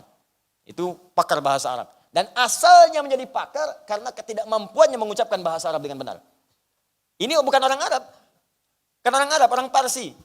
Ya, kalau kita sekitaran sekarang Iran, Irak, dia datang kemudian ke Arab, ikut halaqah. Begitu baca kalimat, salah harakat. Begitu salah itu, salah. Oleh gurunya dikatakan, sebelum ikut majlis, belajar dulu bahasa Arab dengan benar. Supaya bisa baca dengan benar. Langsung dipatahkan penanya oleh beliau. Ya, bukan sekedar patah, sengaja patah. Dasar guru. Ya, bukan. Bukan amarah begitu. Bukan. Tapi beliau berazam di hadapan gurunya, saya tidak akan datang lagi ke tempat ini, saya patahkan dulu pena saya sebelum saya mampu menguasai bahasa Arab dengan baik. Itu caranya. Keluar beliau belajar bahasa sampai jadi pakar di bidang bahasa, mengalahkan guru yang tadi kemudian mendebat beliau itu. Atau membetulkannya. Jadi kalau ada kalimat-kalimat guru demikian, ditafsirkanlah ke arah yang positif. Dapat keberkahannya. Syekh Nawawi Al-Bantani itu di antara doanya sebelum datang ke majelis ilmu sering sedekah, ngasih orang-orang sekitaran, dan diniatkan sedekahnya itu, niatnya itu indah sekali. Apa niatnya? Ya Allah, mudah-mudahan dengan sedekah ini, ya Allah, saya ditutup dari mengenal aib-aib guru saya. Saya nggak pengen tahu aibnya, ya Allah. Ya sedekah sebelum datang. Supaya tidak disibukkan untuk mencari kesalahannya. Supaya tidak disibukkan untuk menafsirkan segala kekurangannya. Pokoknya udah, saya nggak mau tahu, pengen kebaikannya aja. Karena itu tidak pernah beliau belajar kepada setiap guru kecuali mendapatkan manfaat ilmunya. Dan tidak pernah kenal kekurangannya. Sehingga pikiran semuanya terbatas pada kemuliaannya. Ini kadang-kadang ini yang hilang di siswa-siswa sekarang. Sebelum masuk majlis sudah salah tuh. Majlis siapa? Ustaz Adi? Bid'ah. Itu bisa mana? Bagaimana dapat ilmunya? Ya. Karena itu saya katakan pada siapapun mesti baik. Ya, berprasangka baik. Kalau ada baik diambil, tak sepakat jangan dicela. Ya? Itu siapapun gurunya. Anda tidak harus berguru kepada saya. Banyak ustaz-ustaz lain yang baik-baik. Ambil ilmunya. Barangkali ada kelebihan yang bisa menenteramkan dan meneduhkan jiwa Anda. Ambil ilmunya dan di situ kemudian beradab dengan mulia. Paham ya?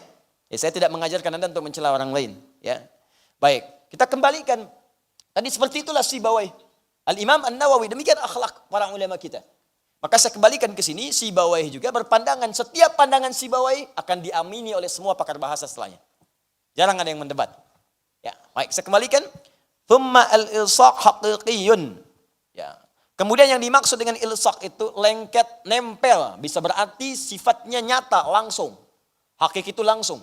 Contoh, Amsaktu bi Zaidin idza qabadta ala syai'in min jismi. Amsaktu bi Zaid. Amsaktu, saya pegang Zaid pakai ba, bi Zaid. Saya bisa katakan gini, amsaktu Zaidan. Nama siapa? Ya? Adi, jangan ini. Saya pegang Adi, jadi saya begini nanti. Nama siapa? Abdul. Coba berdiri. Masya Allah. Jazakallah khair. Baik, lihat sini. Amsaka yumsiku, pegang dengan erat. Begini. Ya. Gak usah ikut saya, di situ aja. Ini pegang, ya. Pegang dengan erat. Kalau saya bilang amsaktu Abdullah, ya, saya sedang megang Abdul.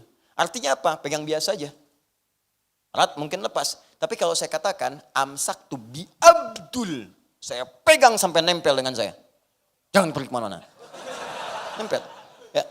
Di begitu saya tempelkan begini, nempel sampai nempel. Jangan lepas. Coba jalan. Ima saya tarik atau saya ikut dia begini. Itu nempel. Itu namanya menggunakan ba. Itu ilsak namanya. Nempel. Ya dulu. Ya, silakan duduk ya.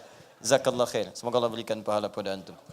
Nah, al-saqtu mindila, ya, al-saqtul mindil, misal, alal kitab. Saya tempelkan ini, ya, tisu ke kitab, ke buku, nempel begini. Di kemana aja bukunya pergi, ini mindil, ya. Sapu tangannya atau tisunya akan ikut. Ini ba namanya lisak. Jadi begitu menggunakan kata ba, al-saqtu misalnya, al-mindila bi kitabin. Saya tempelkan tisu ini ke kitab. Ketika menggunakan ba, itu tandanya itu tisu ditempelkan dengan erat sampai kapanpun sulit untuk dilepaskan. Jelas ya? Itu lisak hakiki. Ada yang maknawi. Maknawi itu tidak nampak dalam pandangan kita. Nggak langsung kepegang, tapi begitu erat dengan kita. Kita megang nggak bisa. Lihat pun nggak tampak. Ini bagian kedua nih. Tadi satu hakiki, bendanya ada, kelihatan langsung ada. Contoh, amsaktu bi Abdullah, saya pegang tangannya Abdul dengan kuat. Abdulnya kelihatan. Kelihatan, samping saya ikutin. Hakiki, yakin, ada benda materinya depan kita. Kedua maknawi, nggak nampak. Wujudnya nggak kelihatan, dipegang nggak bisa, dilihat nggak nampak. Cuman kita yakin ada itu. Dan nempel dengan kita. Misal, antum punya perasaan. Punya perasaan nggak? Baik, coba tunjukkan pada saya, bisa kelihatan. Nggak ada, tapi kita yakin punya itu. Kita punya kebahagiaan, punya kesedihan. Ya, ada orang kemudian datang mengajak debat Abu Hanifah. Dia orang paling hebat di masanya, liberal dia, datang di masanya Imam Abu Hanifah. Tuhan tuh nggak ada katanya, karena nggak kelihatan. Masya Allah, hampir kalah semua orang pada saat itu. Datang anak kecil namanya Abu Hanifah Nu'man, lewat dia. Kenapa Tuhan nggak ada? Maaf om, bahasa kita ya, sini. Maaf om, sini katanya kan. Oh, kamu mau nantang saya? Bukan, ya. Saya cuma pengen tahu aja kenapa plak ditampar. Kaget dia. Kamu nampar saya? Emang kenapa? Sakit. Tunjukkan pada saya mana sakitnya. Itu bukan, itu pipi. Saya pengen lihat sakitnya, bukan pipinya. Saya nggak bisa tampakkan, demikianlah Tuhan, Allah. Bukan berarti yang tak kelihatan itu tidak ada. Karena Anda pun merasakan sakitnya di situ, tapi sakit tak nampak, tapi Anda bisa merasakannya. Kalah sama anak kecil, malu keluar dari situ, tobat. Liberal dulu, kalah sama anak kecil, tobat. Liberal sekarang sudah nggak punya dalil, nggak mau tobat. Itu yang kita doakan. Kalau yang begitu kita doakan dia, kita doakan. Banyak, Abu Jahal nggak mau tobat, maka sekarang nggak mau tobat. Ya, dah, ya.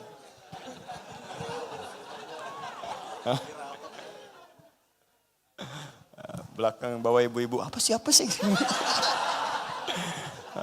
Gak apa-apa Bu ya, gak apa-apa, bismillah. Walaupun tidak nampak, yang penting hati kita terhubung lah ya. Nih, catat, Dun.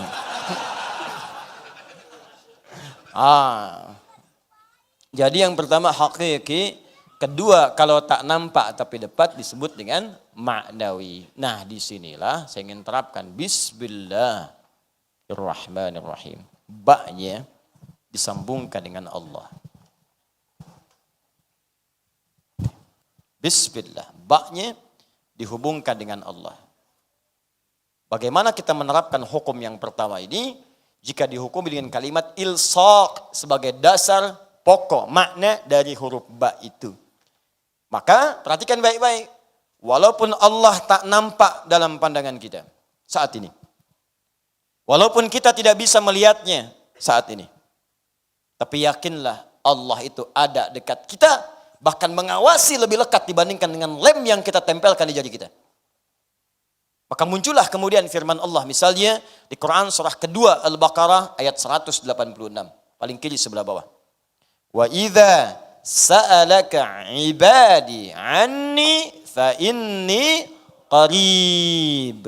Jika hambaku bertanya kepada Muhammad sallallahu alaihi wasallam tentangku, ingin mencari-cari aku, katakan kepadanya aku begitu dekat, qarib, dekat sekali. Bahkan ditajamkan di Quran surah ke-50 ayat ke-16. Awas hati-hati. Walaqad khalaqnal insana wa na'lamu ma tuwaswisu bihi nafsuhu wa nahnu aqrabu ilaihi min hablil warid. Sungguh kami telah ciptakan manusia, bahkan kami tahu apa yang dibisikkan jiwanya kepadanya. Ini bukan cuma diciptakan, maaf ya, Allah sampai tahu apa yang belum Anda ungkapkan. Jadi baru jiwa Anda bisikan sudah ketahuan. Ya. Coba lihat tuh Ustaz, coba lihat tuh. PC-nya pasti ada yang salah tuh. Di hati Anda bicara. Coba lihat itu, coba lihat. Belum diungkapkan. Katakan kepadanya, jangan dipendam, nanti aku keduluan. Di hati baru muncul, belum disampaikan, itu Allah tahu. Yang positif atau negatif. Kalau positif belum diungkapkan, dituliskan pahalanya. Tapi kalau negatif belum diungkapkan, belum keluar dosanya. Diucapkan, baru keluar. Yang positif baru dihadirkan dalam hati kita, dituliskan pahalanya. Dikeluarkan, tambahkan 2 kali lipat. Indahnya Allah. Tapi yang mau saya sampaikan, wa nahnu aqrabu ilaihi min hablil warid. Sampaikan pesan pada seluruh hamba-hambaku, aku lebih dekat dibandingkan urat leher yang melekat pada dirinya. Saya mau tanya pada Anda, apakah urat leher Anda ini, maaf, dilem di leher Anda? Bukan masalah lemnya, sudah nempel terus kemanapun Anda pergi. Ada orang yang kalau mau pergi ke kantor dulu, lepas dulu urat lehernya. Ntar ya, abang mau kantor dulu, simpan sini nggak bisa. Ya, semua nempel, dia kemanapun pergi, ikut. Dia tidur, ikut. Dia kantor, ikut. Dia makan, ikut. Nempel terus. Kata Allah, saya lebih dekat, lebih lekat dibandingkan urat leher yang nempel di leher kamu itu. Ini fungsi lisak yang pertama, ilsak. Jadi ba ini kenapa disebut dengan ba ilsak? Bagaimana diterapkan pada kalimat bismillah? Ketika Anda mengucapkan kalimat ini, bismillahirrahmanirrahim, maka bukan sekedar ucapkan ba, tapi rasakan Allah sedang berada di dekat kita, lebih dekat daripada urat leher kita. Kalau mengucapkan kalimat bismillahnya begini, maka Anda akan dijaga oleh Allah dari perbuatan maksiat. Anda akan dijaga karena Anda merasa dekat dengan Allah. Orang yang pegang minuman dan mengucapkan bismillah, dia merasa Allah lebih dekat dengan dirinya. Nempel padanya, mengawasi dia. Maka mustahil dia akan menyentuh minuman yang diharamkan oleh Allah Subhanahu wa ta'ala. Karena dia tahu, diawasi oleh Allah. Kalau dia mengerti dia bekerja, dan saat kerja itu dia dikawal oleh Allah langsung. Dilihat, diawasi, bahkan dekat pada dirinya. Dan dia merasa dekat dengan Allah. Diawasi Allah, dia tidak akan memilih pekerjaan yang tidak Allah sukai. Tidak akan korupsi, tidak akan mencuri, nggak akan nyogok. Apa nggak malu saat nyogok dilihat Allah? Anda nyogok dilihat manusia saja malu. Nyogok kelihatan manusia malu. Nyogok direkam malu. Apa Anda pikir Allah nggak punya kamera? Canggih kameranya. Dibuka di hari kiamat. فَمَنْ يَعْمَلْ مِثْقَالَ ذَرَّةٍ خَيْرًا يَرَهُ وَمَنْ يَعْمَلْ مِثْقَالَ ذَرَّةٍ شَرًّا يَرَهُ. Tidak akan ada yang lolos dari kamera Allah Subhanahu wa ta'ala. Nampak semua sekecil-kecilnya. Berbuat sesuatu yang tak nampak pun, pergi ke kamar yang tersembunyi, gemboknya 12, ukur sendiri di dalam, maksiat di dalamnya, nampak. Film Anda akan diputar di hari kiamat. Nampak semuanya. Makanya sebelum wafat diedit dulu tuh gambarnya. Edit adegannya, tobat, lihat-lihat mana. Ingat sama bapak, sama ibu, sama adik, sama kakak, sama istri, sama tetangga. Urutkan dari yang paling dekat sampai yang paling. Edit dari sekarang. Kalau ada suara yang kurang jelas, dubbing. Tempel dengan yang bagus, ganti suaranya. Oh, saya pernah mencela, dubbing, ganti dengan yang baik. Oh, pernah gibah, ganti dengan yang baik. Dari sekarang, saat film itu diputar di hari kiamat, film yang nyata, real, dokumentasi kehidupan kita saat di dunia, maka bangga Anda menghadapinya. Masya Allah. Waduh, adegan ini nih, saya mau ke alisan, dulu gak ada sendal, saya ngambil nasi pulan. Wah, diputar enggak? Tiba-tiba Anda pernah bertobat. mendatangi orangnya, pernah minta maaf, ganti sendalnya. Ternyata nggak ada adegan itu. Masya Alhamdulillah. Yang kelihatan cuman sholatnya, Masya Allah. Cuman ta'limnya, doanya, khusyuknya, permohonannya, kenikmatannya, itu yang diputar. Sekarang cuman Anda yang merasakan maksiatnya sendirian. Nanti ketika diputar, semuka langit dan bumi menatap Anda. Oh begini ternyata kelakuannya. Taklim sab pertama ternyata di luar seperti ini dia. Sholat sab pertama ternyata di luarnya begini dia. Di kantornya begini, hartanya haram. Kayak orang paling soleh di rumahnya ternyata bermaksiat. Lihat video-video yang buruk. Datang ke tempat yang tidak semestinya. Izinnya ke kantor, berangkatnya kemana? Itu diputar. Dan yang paling celaka, Anda wafat dalam keadaan itu. Itu yang paling bahaya. Anda tega bermaksiat kepada pasangan Anda. Istri pergi minta izin ke tempat yang bukan semestinya. Suami bilang ke kantor, mampirnya ke tempat lain. Wafat di situ dan di akhirat diputar, nggak sempat tobat lagi. Makanya pikir dulu kalau mau kerjakan apa-apa, inilah rahasianya. Kenapa Nabi katakan setiap perbuatan baik, ucapkan bismillah. Kullu amrin dzibalin la yubda'u fihi bi bismillahirrahmanirrahim fahuwa abtar. Setiap perbuatan baik yang tidak disertakan kalimat bismillahirrahmanirrahim maka dia terputus. Apa yang dimaksud terputus? Terputus dari pengawasan dari Allah, terputus nilai pahalanya dan terputus dari keberkahannya. Makanya kalau mau kerjakan sesuatu, coba bismillah. Bismillahirrahmanirrahim. Dan kalimat ini otomatis tidak akan pernah diucapkan dalam konteks maksiat. Berat lisannya. Gak ada orang maksiat pakai bismillah. Waduh sendal hilang, pakai itu tuh yang bagus tuh. Takut dosa, pakai bismillah aja. Bisa. Ya. Jelas ya? Nah, jadi ini kalimat pertama. Jadi biasakan setiap mengerjakan sesuatu bismillahirrahmanirrahim. Bismillahirrahmanirrahim. Ba'nya ilsaq. Sesuatu yang menghadirkan kedekatan kita dengan Allah Subhanahu wa taala. Maksudnya usahakan setiap mengerjakan berbagai hal kita merasa disaksikan oleh Allah Subhanahu wa taala. Kalau sudah hidup kita begini dan merasa Allah dekat dengan kita, maka sudah dijawablah langsung oleh Allah. Ujibu da'watad da'i idza da'an. Jika dia punya kebutuhan, seketika aku akan berikan. Itu rahasianya. Makanya ada orang-orang yang saking dekatnya dengan Allah, belum minta sudah dijawab. Belum minta. Belum memohon sudah dikabulkan. Kan saya sering sampaikan, Maryam ada. Ya, Maryam itu kan bukan nabi, bukan rasul, manusia biasa. Kenapa diberi contoh dalam Al-Quran manusia biasa? Supaya kita bisa mengikutinya. Supaya Anda tidak katakan dia kan nabi ya Allah, dia kan rasul. Kalau saya manusia biasa, aku mah apa tuh? Kata Allah kamu manusia, Maryam manusia, Imran manusia, dia bukan nabi, bukan rasul. Kamu bukan nabi, kamu bukan rasul. Kenapa dia bisa, kamu tidak? Dengan cara apa lagi bisa diterangkan? Maryam ada, Luqman ada, Imran ada, Hannah ada, Asiyah ada. Ada semuanya. Apa yang tidak ada? Karena itu kita turunkan ini sebagai bagian dari contoh kehidupan kita turunkan. Bangun kedekatan dengan Allah. Bangun. Bangun. Coba. Wa idza sa'alaka ibadi anni fa inni qarib. Setelah mengatakan saya dekat, ujibu da'watad da'i idza da'an. Maka ketika dia punya permohonan, aku kabulkan. Nah, karena itu orang yang bismillah itu, maka akan dibuktikan kedekatannya dengan menyembah Allah, beramal saleh. Makanya langsung disusul dengan kalimat falyastajibuli. Ketika saya panggil, cepat respon. Makanya orang-orang yang dekat dengan Allah sebelum dipanggil, dia sudah mendekat. Karena itu orang yang paham bismillahirrahmanirrahim, diucapkan 17 kali dalam sehari. Kenapa itu diucapkan? Supaya kita menjadi semakin dekat dengan Allah. Semakin latihan. Anda mengucapkan 17 kali dalam sehari, masa nggak dekat juga? Minimal paham. Orang mengucapkan sekali, belum paham, sekali lagi. Belum ngerti, sekali lagi. Anda 17 kali sehari, masa nggak paham juga? Masa nggak dekat juga? Saya melakukan pendekatan misalnya ke Abdul. Sekali datang, gak ketemu, wajar. 2 kali datang, gak ketemu. 3 kali datang, 17 kali. 17 kali sehari datang. Masa gak ada yang ketemu? Dapat, saya bisa dapatkan itu. Saya pengen ketemu Abdul. Masjid Al-Ihsan. Sekali datang, gak ada.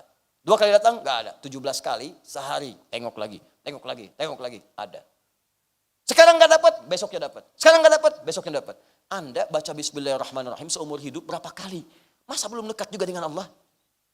Sehari 17 kali belum dekat, besoknya baca lagi. Besok belum dekat, baca lagi. Bertahun-tahun baca belum dekat juga, Anda butuh berapa waktu lama lagi? Pertanyaannya adalah, apa yang menyebabkan orang baca ini belum dekat dengan Allah? Karena dia tidak paham fungsi huruf ba di dalamnya. Itu poinnya. Makanya rasakan ketika kita mengucapkan itu, rasakan fungsi ba yang kedua. Apa fungsi ba yang kedua itu? Al-musahabah. Satu ilsaq, kedua musahabah. Yang menyertai. Yang hadir bersama kita. Kalau tadi merasa dekat, nempel. Nah, ketika Anda misalnya ingin merasakan nempel, dekat, ingin membangun kedekatan dengan Allah, maka yang pertama rasakan Allah itu berada dengan kita. Mengawasi kita maksudnya. Dekat dengan kita. Ini yang disebut sifat ihsan yang tadi saya bacakan di hadis Muslim, nomor hadis ke-8. Ya, an ta'budallaha ka'annaka tarahu fa illam takun tarahu fa innahu yarak. Engkau menyembah Allah seakan-akan engkau itu merasa diawasi oleh Allah walaupun tak mampu untuk melihatnya. Tapi yakinlah Allah ada di dekat Anda, mengawasi Anda. Nah, jadi kalau ingin merasakan kedekatan dengan Allah, rasakan Anda didekati oleh Allah. Rasakan diawasi oleh Allah. Rasakan Allah hadir dekat dengan Anda. Kalaupun tak mampu menatapnya, minimal Anda merasakan itu. Itulah langkah pertama. Jadi kalau ingin merasakan membangun kedekatan dengan Allah, pertama rasakan dulu kata Nabi. Rasakan Anda itu sedang diawasi oleh Allah. Ini gini ya, maaf ya. Ada siswa sedang ujian. Ya, maaf nih, pengawasnya nggak ada, tapi dia sadar ada CCTV, ada kamera. Kamera itu 17 siswa, jumlah kameranya 17. Setiap meja ada kamera di depannya langsung. Bayangkan, bukan 1, 2, 17 kamera langsung di depannya begini. Nah, pertanyaan saya, apakah anak ini, setiap siswa itu akan nekat untuk mencontek atau tidak? Hah? Mustahil. Kenapa? Karena ada yang merasa mengawasi. Dan dia tidak akan nekat.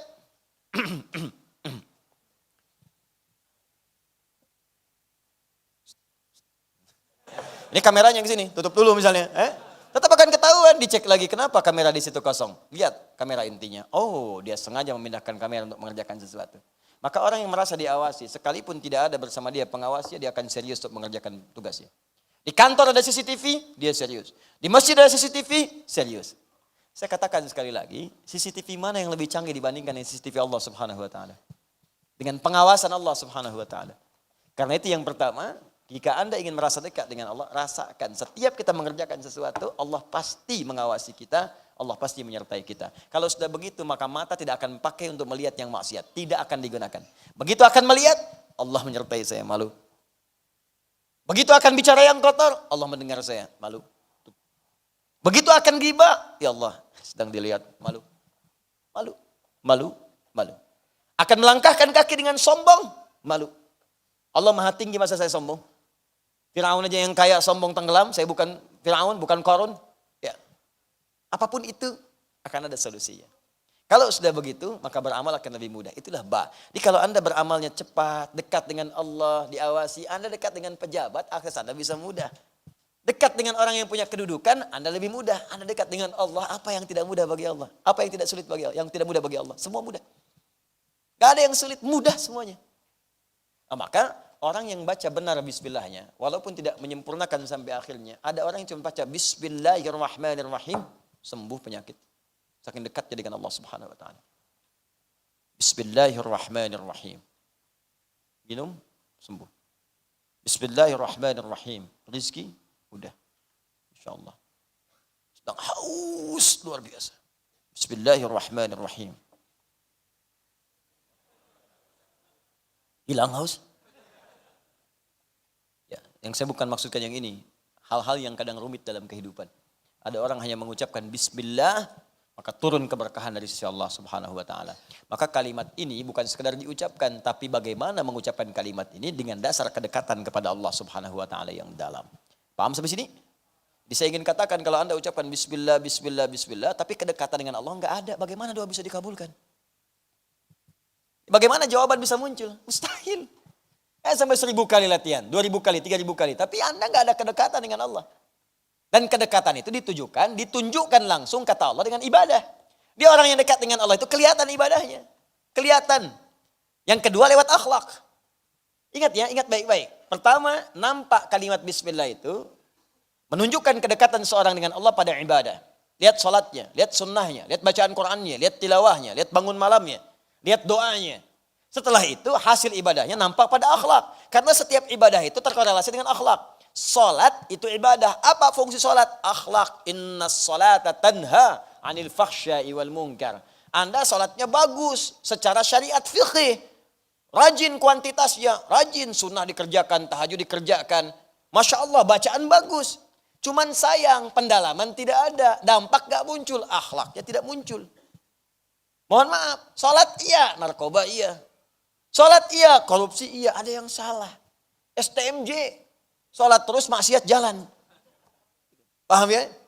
Nah, ini bagian yang pertama. Jadi ukurannya kedekatan dengan Allah nampak pada ibadah, terukur lewat akhlak. Itulah ba dalam makna ilsaq wal musahabah.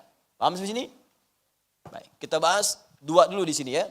Jadi kalau 14 ya nanti saya tunjukkan lewat kalimat-kalimat yang lainnya. Sekarang saya beri bocoran dulu sebentar. Jika ba dua ini benar, ilsaq dengan musahabah, maka akan muncul yang ketiga, yaitu istighraq, atau yang keempat at-tab'id min duni tahdid, atau yang ketiga at-tab'id ma'at tahdid.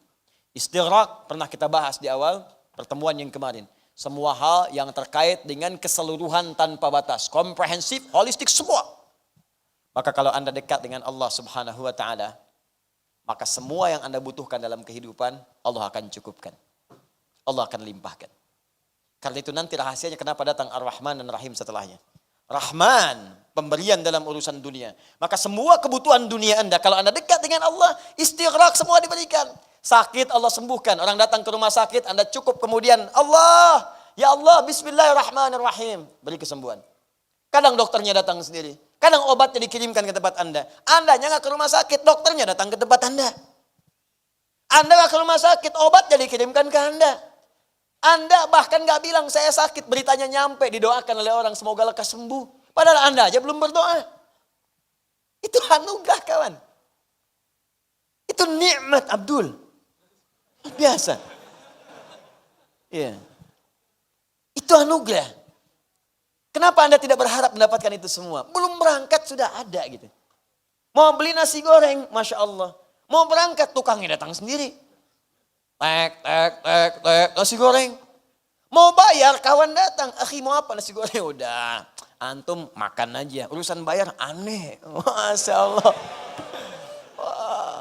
Kan dibuka, mana dompetnya?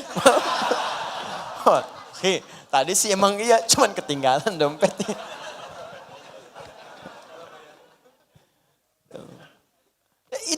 Dan itu nyata teman-teman, ada. Nyata.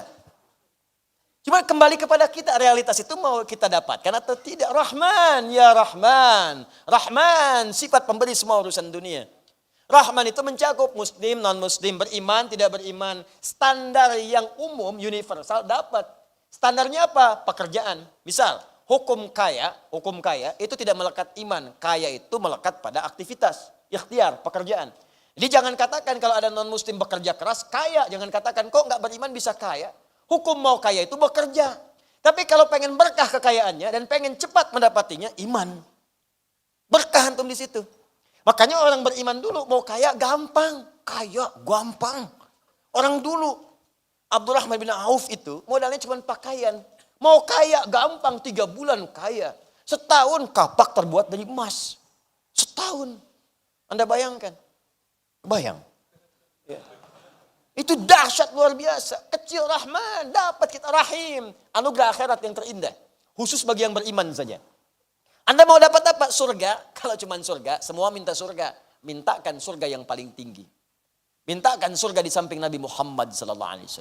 Mintakan surga yang langsung berdekatan dengan Allah Subhanahu Wa Taala. Mintakan surga yang bisa menatap Allah Subhanahu Wa Taala tertinggi. Lebih dekat dengan Allah, semakin dekat Anda mendapatkan anugerah terindah. Karena itulah diakhiri dengan kalimat Ar-Rahman Ar-Rahim. Ar-Rahman Ar-Rahim. Kalau nggak butuh semua, sebagian tabi'id. Ya Allah, saya nggak pengen jadi terlalu kaya, Allah takut sombong. Gak apa-apa. Yang penting yang kamu butuhkan saya berikan. Tab'id ma'at tahdid. Terbatas pada kebutuhannya saja. Makanya ada orang minta itu sesuai kebutuhan dikasih oleh Allah. Nih, yang kamu butuhkan nih. Kalau lebih daripada ini berbahaya. Ya Allah, aku ingin jadi direktur. Jadinya manajer. Ya Allah, mobil ya Allah, motor dapatnya. Motor. Aku berikan kau motor aksesnya lebih cepat. Terbebas dari kemacetan. Jalanan indah bisa berkelok-kelok engkau lewat. Ya. Mobil kamu dikhawatirkan ketika akan keluar bahkan tak bisa buka pintu. Ya, harus ada ajudan, harus ada ini, ada itu. Hidup kamu jadi berat nantinya. Dapat dia mobil, dapat dia motor, dapat sepeda. Ya Allah, aku ingin sepeda motor ya Allah. Aku kabulkan. Motornya aku tunda. Kan bagian kedua, sepeda motor. Motornya nanti, sepeda dulu. Kiri, sepeda.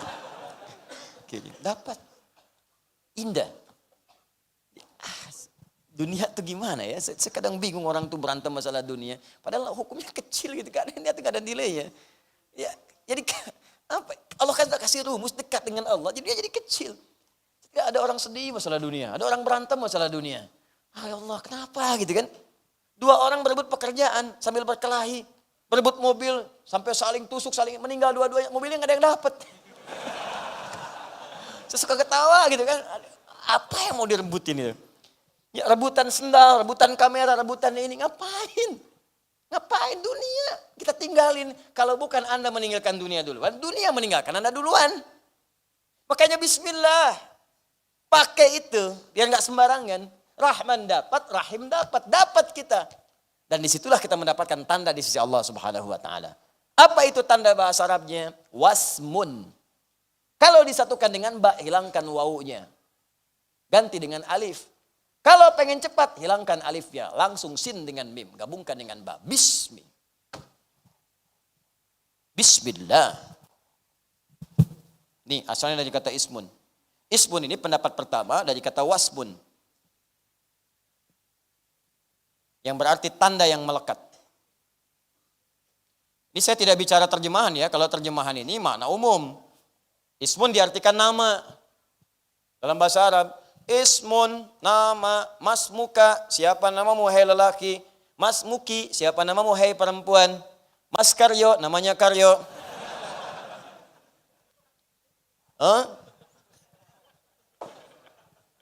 Jelas, ismun, nama. Itu kalau bahasa Arab biasa, standar nama. Masmuka, siapa namamu. Paham? Tapi kalau kita kaji lebih dalam, apa asal kata ismun ini? Wa qala al-Kufiyuna, wa qala al-Basriyuna. Ahli nahu dari Kufa, ahli nahu dari Basra. Orang-orang pakar bahasa Arab mengatakan pendapat pertama, ismun berasal dari kata wasmun, yaitu sesuatu tanda yang melekat.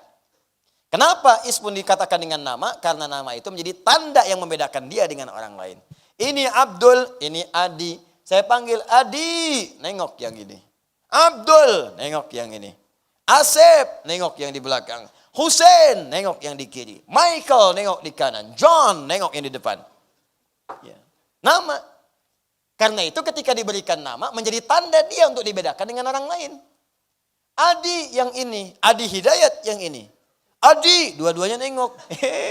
Bukan yang itu kok, Adi Hidayat. Yang ini berarti. Apa mas? Bukan Hidayat yang ini, Adi Hidayat Nur Salim. Yang itu. Setiap diberikan nama, tambah untuk membedakan satu dengan yang lainnya. Karena itu setiap nama yang melekat, mau disingkat, mau tidak disingkat, pasti membedakan satu dengan yang lain. Nih, saya berikan gambaran. UAS, singkatan. Siapa yang terbayang? Ustaz Abdul Samad. Kita doakan, studinya lancar, wisudanya insya Allah lancar. Ya kan? Kembali ke tanah air, berdakwah dengan baik, diterima masyarakat, dan insya Allah dijaga oleh Allah Subhanahu wa ta'ala. Uben, siapa yang terbayang? Ustaz Bakhtiar Nasir. Kita doakan, baik, sehat, ya, dikuatkan oleh Allah, diikhlaskan dalam berdakwah, dijaga kesehatan, dapat. Wah, Adi Hidayat, ya, itu yang lain. Doakan Allah ampuni dosanya, masih banyak maksiatnya, semoga Allah ampuni, itu aja, selesai. Ya, jadi setiap kita mendapatkan itu, nampak. Makanya pasti ketika nggak ada, akan dicari. Ya, ayo singkat silahkan, tapi akan spesifik menunjuk pada orangnya. Ya, UAH, Ustaz Adi Hidayat, UAS, Ustaz Abdul Samad, UBN, Ustaz Bakhtiar Nasir, ya. Ustaz Yahya Kusmayanto, Uya Kuya. Dia enggak bisa. Bisa, contoh. Paham ya? Nah, jadi inilah wasmun. Nah, bismillah kalau kita kaitkan dengan Allah, orang-orang yang dekat dengan Allah Subhanahu wa taala. Yang selalu membangun kedekatan dengan ibadah tadi, dengan akhlak, maka dia akan mendapat tanda spesial di hadapan Allah Subhanahu wa ta'ala. Ditandain tuh hamba tuh. Disebut-sebut namanya oleh Allah. Beda dengan yang lain. Maka turun kalimat, fadhkuruni adzkurkum. Kamu nyebut saya sebut kamu. Banyak hamba yang disebut oleh Allah Subhanahu wa taala. Di antaranya adalah hamba-hamba yang sering rajin ke majelis ilmu. Itu hamba spesial. Ibadahnya di majelis ilmu supaya punya ilmu. Ilmu dipakai dalam amal. Orang seperti disebut oleh Allah. Majdama'a qaumun fi baitin min buyutillahi. Gak pernah orang kumpul-kumpul di satu rumah, di rumah Allah Subhanahu wa taala. Datang ke masjid, datang ke majelis ilmu. Orang kumpul-kumpul di gelanggang, orang kumpul-kumpul misalnya di Medan, kumpul-kumpul di pasar, di macam-macam, dia datang ke majelis ilmu. Yatluna kitab Allah, untuk belajar Al-Qur'an. Wa yatadarasunahu fima bainahum. Dia kaji, dia tafsirkan, dia diskusi, dia dapatkan maknanya. Kecuali dia mendapatkan 4 hal. Allah berikan 4 kemuliaan. Ghasyiyat humur rahmah. Sepanjang dia belajar itu, rahmat Allah diliputkan di atasnya. Mau minta apa? Nazalat alaihimus sakinah. Maka akan diberikan ketenangan dalam jiwanya. Makanya orang pulang dari majelis ilmu, itu hatinya serasa lebih tenang. Kalau nggak percaya silahkan ya. Waktu berangkat dengan waktu pulang akan beda. Ada suasana hati yang lain. Kalau Anda datang ke majelis saya, tidak merubah diri Anda, pulang dari sini nggak ada getaran, nggak ada apa-apa, tinggalkan saya. Cari ustaz lain. Akan beda, Anda datang akan beda. Makanya banyak majlis diburu sebelum dibuka. Dimulai maghrib, datang subuh. Datang pagi, ada yang nginep, datang siang. Apa yang mau dicari? Snack gak ada. Dulu waktu masih sedikit, ada. Sekarang nyari sendiri. Kan, aqua ada insya Allah. Samping ada, isan mat lengkap. Gitu kan. Ada, tapi apa yang mau didapatkan? Ada kenikmatan gitu kan? Ada ketenangan yang kita raih. Nah ada hamba-hamba spesial. Ghasyiyat umur rahmah. Nazalat alaihimus sakinah. Perhatikan kalimatnya belum selesai. Ya hafat humul malaika. Dan orang-orang ini akan diliputi oleh malaikat. Itu jangan dikira kosong. Jangan dikira. Ini padat banyak orang. Ada yang berdiri. Siapa duga dan siapa sangka di samping dia malaikat berdiri. Di samping dia malaikat duduk. Gak ada yang tahu. Bukankah malaikat diberi keistimewaan untuk menyamar? Menjadi laki-laki, bertemu dengan Nabi, datang. Ada lagi yang tak nampak di sampingnya. Dan banyak sifat malaikat itu gaib. Kenapa gaib? Karena kalau tampak belum tentu untuk bisa tenang.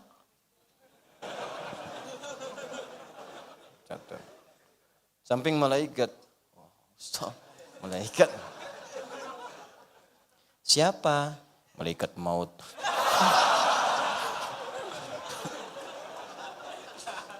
Saya waktunya sebentar lagi enggak. Tenang aja, saya mau ke Abdul kok. Contoh.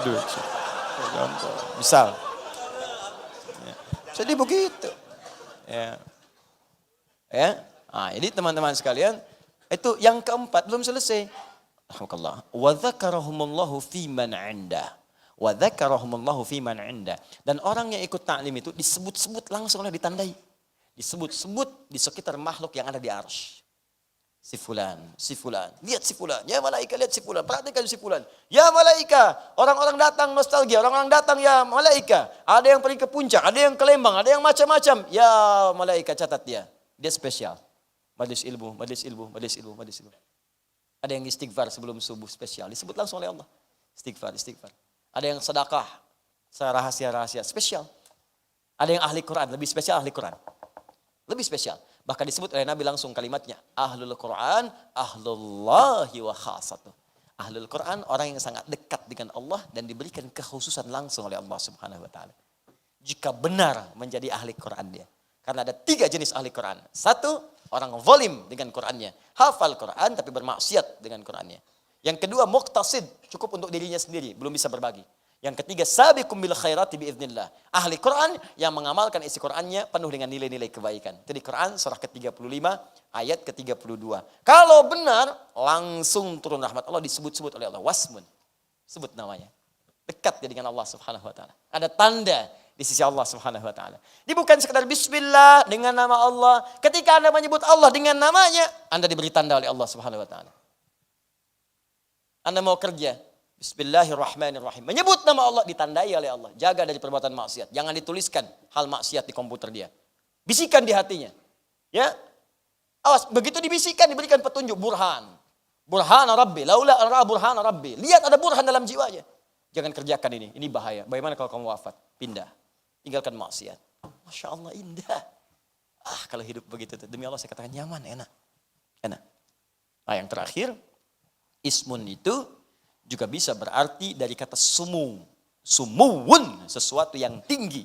Tinggi terangkat. Sumu. Sumuwun. Sesuatu yang tinggi terangkat. Sesuatu yang tinggi terangkat. Oh, ini agak dalam ya kajiannya. Kalau ngaji biasa mungkin nggak dapat gitu. Ya, mungkin dapatnya nahwunya huruf jar aja. Baun harfu jar min ilaan ala fi rubaba kaflam. Huruf jar yang menjadikan kalimat setelahnya harokatnya kasroh, jar diturunkan ke bawah. Bi jadi i. Bismi harokatnya i, nggak ada bismu, nggak ada bisma, pasti i. Ya, billahi jadi i, itu hanya hukum nahu. Tapi kalau kita ngaji tafsirnya, maka mesti dibawa buku-buku seperti ini. Kitab-kitab ini supaya dapat kita lengkap. Sumuwun, sesuatu yang tinggi. Orang-orang yang ditandai oleh Allah, maka akan diangkat derajatnya tinggi di sisi Allah Subhanahu wa taala. Jelas. Orang-orang dekat dengan Allah, merasa dekat dengan Allah, ibadah kepada Allah, akhlaknya mulia, maka ditandai oleh Allah dan diangkat derajat di sisi Allah Subhanahu wa taala. Persis seperti orang beriman, amal soleh diangkat derajat. Orang menuntut ilmu karena Allah diangkat derajat. Ditandai oleh Allah. Tadi hadisnya saya bacakan. Maka turun Quran surah 58 ayat 11. Yarfa'illahu alladhina amanu minkum walladhina utul ilma darajat. Allah akan angkat orang beriman di antara kalian dan orang yang diberikan pengetahuan. Naik. Nah, ini jarang kita dapatkan teman-teman sekalian. Ya, gambaran-gambaran semacam ini. Maka berlindunglah kepada Allah yang maha tinggi. Supaya kita ditandai dan diangkat derajat kita oleh Allah subhanahu wa ta'ala. Ya, karena itu coba setiap baca Bismillahirrahmanirrahim, hadirkan makna ini. Hadirkan. Allah sedang mengawasi saya. Kalau sholat malu kalau diawasi bacaan gak bagus. Katanya di hadapan Allah, katanya diawasi. Masa bacaan jelek? Mau sampai kapan bacaan kita belepotan dalam sholat? Udah bertahun-tahun, ribuan kali ruku sujud. Apa enggak ada episode sholat kita yang bagus bacaannya? Bukan cuma sudes aja yang bagus. Ya, saya juga sudus akan lebih bagus. Belajar yang bagus. Ya, bukan cuma si fulan saja yang bagus, saya pun akan lebih baik lagi. Bukan cuma si fulan saja yang suaranya indah, saya pun insya Allah bisa indah. Belajar. Supaya enggak malu saat menghadap pada Allah. Anda menghadapan dengan bos di kantor, kata-kata ditata-tata. Saya kalau naik pesawat tuh kalimatnya dia eja-eja gitu kan. Pak, teh apa kopi? Maaf, saya mau istirahat saja. Tapi saya rasakan apakah di rumah tangganya seperti itu juga? Ya, coba saya tanya pramugari-pramugari saat Anda di pesawat. Anda menghadapi orang-orang yang bukan mahram Anda. Itu orang asing. Apa hanya karena bayar kemudian Anda perlakukan istimewa dengan mengatakan kalimat lembut? Pak, teh ataukah kopi? Ya, chicken or fish? Masalah ayam ataukah ikan? Saya pengen tahu kalau di rumah begitu enggak gitu sama suaminya. Pak, teh apa kopi? Ikan apa ayam, Pak? Emang ada? Enggak, tempe. Bisa enggak begitu gitu? Bisa enggak? Hah? Gitu. Ya, Allahu Akbar. Ya, cobalah gitu ya. Coba hadirkan makna-makna itu. Rasakan Allah mengawasi kita. Tidak salah profesionalitas pekerjaan harus begitu. Harus begitu memang karena tuntutan pekerjaan, profesionalitas harus dilakukan. Cuma maksud saya, ketika ada di hadapan manusia bisa begitu, kenapa di hadapan Allah tidak lebih baik? Ya, Bismillahirrahmanirrahim. Ya, baca yang bagus. Ini hak kecil jadi hak besar. Panjang jadi pendek, pendek jadi panjang. Pantesan kalau minta cepat jadi lambat. Ya, minta lambat jadi nggak datang. Paham ya? Nah, sekarang yang terakhir. Kenapa di sini menggunakan kalimat Allah terlebih dahulu? Padahal bisa dikatakan, bisa di luar bacaan ini bisa kita berkata Bismillahirrahmanirrahim. Karena kalimat Ar-Rahman itu bisa digunakan ketika tidak menyebut kalimat Allah. Dalilnya Quran surah 17 ayat 110. Qulid Allah awid Ar-Rahman. Sebut nama Allah atau sebut Ar-Rahman. Di sini kenapa Allahnya dimunculkan? Bismillah, kemudian Ar-Rahman dan Ar-Rahim. Apa rahasia di balik kalimat Allah ini? Ini puncaknya. Dan itu yang kita bahas di pekan depan nanti insya Allah. Ya, karena ini butuh kajian dan waktu yang khusus. Kita akan bahas di pertemuan berikutnya insya Allah. Rahasia di balik kalimat Allah. Jelas? Belum saya jelaskan kan pekan depan. Taib. Ya, yang pertama saya ingin berikan pengumuman. Bahwa insya Allah teman-teman sekalian, dan khusus bagi pemirsa dimanapun Anda berada. Insya Allah besok kami akan berangkat ke Sumatera Barat. first flight kami berangkat, mungkin pagi sudah ada di sana dengan jadwal yang telah disebarkan. Bagi Anda yang berada di Sumatera Barat silahkan bisa bergabung. Teman-teman yang berada di sekitaran silahkan terhubung, nanti ada di channel Adi Hidayat Official. Saya sering katakan dan tidak usah ditanya berulang-ulang ya, untuk akhir TV sedang maintenance. Kita persiapkan sebaik mungkin, nanti kita bikin kejutan yang baik gitu kan, tayangan-tayangan lengkap. Sampai kemarin malam saya meeting teman-teman sekalian, ya di antaranya adalah nanti tayangan-tayangan bagus, bukan meeting di sini. Ya, ada yang dari Timur Tengah, ada yang dari macam-macam, dan kita sudah jalin kerjasama. Alhamdulillah terkait dengan khususnya bidang pendidikan. Apa di antaranya? Nanti sepulang saya dari Padang, dari Sumatera Barat, kita akan duduk langsung. Alhamdulillah nanti besok akan datang utusan dari Sudan yang pertama. Membawa berita gembira. Yang pertama yang sudah tes 25 orang, insya Allah akan berangkat 2 pekan setelah Idul Adha. Besok berkasnya akan dibawa langsung oleh orang Sudannya. Ya, memang akan dibawa langsung tadinya dengan mahasiswanya, cuma saya katakan tolong beri waktu supaya bisa Idul Adha dulu di Indonesia. Ya, 2 pekan setelah itu baru berangkat. Yang kedua, juga nanti akan diberikan kuota spesial untuk ahli Quran. Hanya 10 orang sampai 15 orang saja bisa belajar di sana, tapi saya belum tahu ketentuannya. Besok mungkin mereka datang, ya akan ditunggu, Ahad ketemu dengan saya. Pulang dari Sumatera, musim haji selesai, insya Allah kita sedang siapkan nanti dikhususkan ada 2 orang syekh dari Al-Azhar, ini sebagai mukaddimah, akan nanti punya kelas khusus. Nanti sedang kita siapkan di mana tempatnya, Sabtu dan Ahad terkait dengan Al-Quran. Dan pendahuluannya, yang sudah terdaftar dalam program karantina Al-Quran, ya program At-Taisir, itu insya Allah di bulan depan Agustus sudah akan dimulai. Jadi siap-siap nanti. Yang baru kemudian terhubung, saya lihat itu pagi baru dibuka tadi, sudah daftar 500 orang. Mungkin nanti kalau belum masuk, karena tempat kita terbatas ini, ya satu rumah cukup berapa-berapa, nanti saya akan buat khusus program yang kiranya nanti mengumpulkan teman-teman sudah terdaftar itu, satu tempat saya berikan langsung. Ya kuncinya, rahasianya nanti bisa diproses di rumah sambil menunggu kuota yang di sini. Ya, nanti 30 hari bisa setoran ke sini. Yang nerima setorannya nanti ada yang dari Mesir, ya ada yang dari misalnya Sudan, ada yang dari negara yang lainnya, termasuk juga kita di sini insya Allah. Yang terakhir, insya Allah teman-teman, kalau bukan besok hari Ahad, nanti akan diinfokan di sosial media kami, di channel kami, itu terkait dengan program yang pendidikan kadar ulama. Nanti akan dibuka pendaftarannya, PKU kami hanya terima 20 orang saja. Ya, tadi ada yang datang ke kantor yang sudah menyatakan itu, ya nanti silahkan daftarkan. Ya kalau sudah daftar nanti ikuti programnya, mudah-mudahan Anda masuk dari bagiannya. Ini angkatan ketiga. Dengan saya belajar setahun, setelah itu kami utus untuk belajar pendalaman ke syekh-syekh yang ada, yang bisa didapati, yang bisa dijangkau insya Allah. Itu yang ketiga. Yang keempat, ini spesial. Alhamdulillah, ta'lim kita sudah berjalan cukup lama. Ya, ini juga sudah ada perubahan. Dulu ruangan ini tidak ada, sekarang ada. Semoga Allah berikan keberkahan kepada setiap yang berkontribusi untuk ini semuanya. Dan juga jangan lupa antum kesini itu suasana tenang, nyaman. Padahal ini komplek.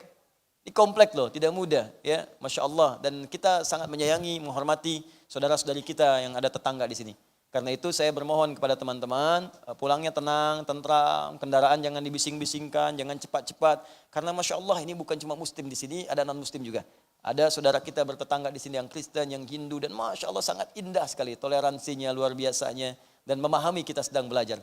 Dan juga ada figur-figur tertentu yang menjaga ketertiban, ketentraman, yang mengatur motor antum, ya mobil antum. Ya malam ini khusus untuk yang bernama Tubagus Asep Sudrajat.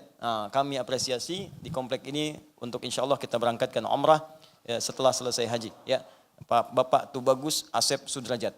3 orang. Satu namanya Tubagus, kedua namanya Pak Asep, ketiga namanya Pak Sudrajat. Jadi 3 bersaudara ini ya, unik, Masya Allah kompak. Jadi kalau satu pakai jaket semua sama, satu pakai motor unik sama semuanya, dan satu datang mengawal, semua datang mengawal. Ya, saya titip juga komplek ini karena wallahu alam saya tidak akan selamanya ada di sini. Saya ini pendakwah, mungkin juga bisa ditempatkan oleh Allah di tempat lain atau mungkin juga bisa wafat, dan saya titip mudah-mudahan keamanan tetap terjaga dengan baik di sini ya untuk semuanya. Insyaallah itu yang keempat. Dan yang terakhir untuk semuanya, ingat ya, kalau sudah ada rizki untuk berkurban, niatkan dari sekarang. Kalau belum ada, niatkan nabung sampai tiba masanya. Niatkan nabung, beli sedapat mungkin untuk niatkan dapat hewan kurban. Sekumpul berapapun. Niatkan oleh antum. Saya pengen kambing misalnya yang 2 juta, 2,5 juta, siapkan dari sekarang, bismillah. Dan niatkan untuk mendapatkan ridha Allah. Nanti lihat apa yang terjadi setelah itu. Nanti kita akan dekat dengan Idul Kurban, saya bahas fikihnya. Tapi saya niatkan dari sekarang, saya ajak nabung dari sekarang. Kalaupun gak sempat dapat cuma 500 ribu, 700 ribu, beli ayam. Beli ayam. Memang secara fikih yang korbankan itu sapi, kambing, domba, apa, tapi niatkan ini tabungan kita untuk bersedekah di hadapan Allah Subhanahu wa taala. Kasih orang, kasih orang, kasih orang. Itu yang dikerjakan Bilal waktu dulu. Itu yang dikerjakan Ibnu Abbas waktu dulu. Nah, pertanyaannya ketika mereka menyembelih ayam, walaupun tak punya uang untuk kambing, dia berusaha sedapat mungkin apa yang Allah berikan kemuliaan pada keduanya. Kita lihat nanti saat kita masuk pada bahasannya insya Allah. Ya, tapi saya katakan dari sekarang mulai. Saya kira itu teman-teman yang bisa disampaikan. Semoga Allah berikan kemuliaan untuk kita semua. Dan sekali lagi saya enggak minta apapun, tolong doakan dalam sujud Anda, dalam kesempatan Anda supaya Allah mengampuni dosa-dosa kami dan keluarga. Alhamdulillahirabbil alamin. Hamdan syakirin hamdan yuwafi ni'amahu wa yukafi mazidah. Ya Rabbana lakal hamdu wa lakal syukru kama yanbaghi li jalali wajhikal karim wa li 'azimi sultanik. Allahumma salli wa sallim wa barik ala rasulikal karim nabiyyikal amin sayyidina Muhammadin wa ala alihi washabbihi ajma'in. Rabbana la tada' lana fi maqamina hadha wa fi kulli maqamin dhanban illa ghafartah.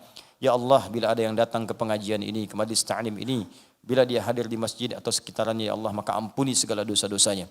Wala hamman illa farajtah. Jika ada yang datang ke pengajian ini hatinya tengah gelisah, maka jangan biarkan dia meninggalkan majlis ini kecuali engkau telah tenangkan keadaan jiwanya.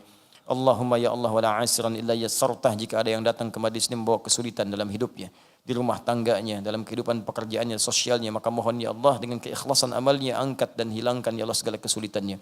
Wala maridan illa syafaitah. Jika ada di antara kami yang kau uji dengan penyakit, ya Rabb, maka kami mohon ya Allah angkat dan sembuhkan segala penyakitnya. Allahumma aslih ahwalana ma yaqarribuna ila ridhaka ya arhamar rahimin.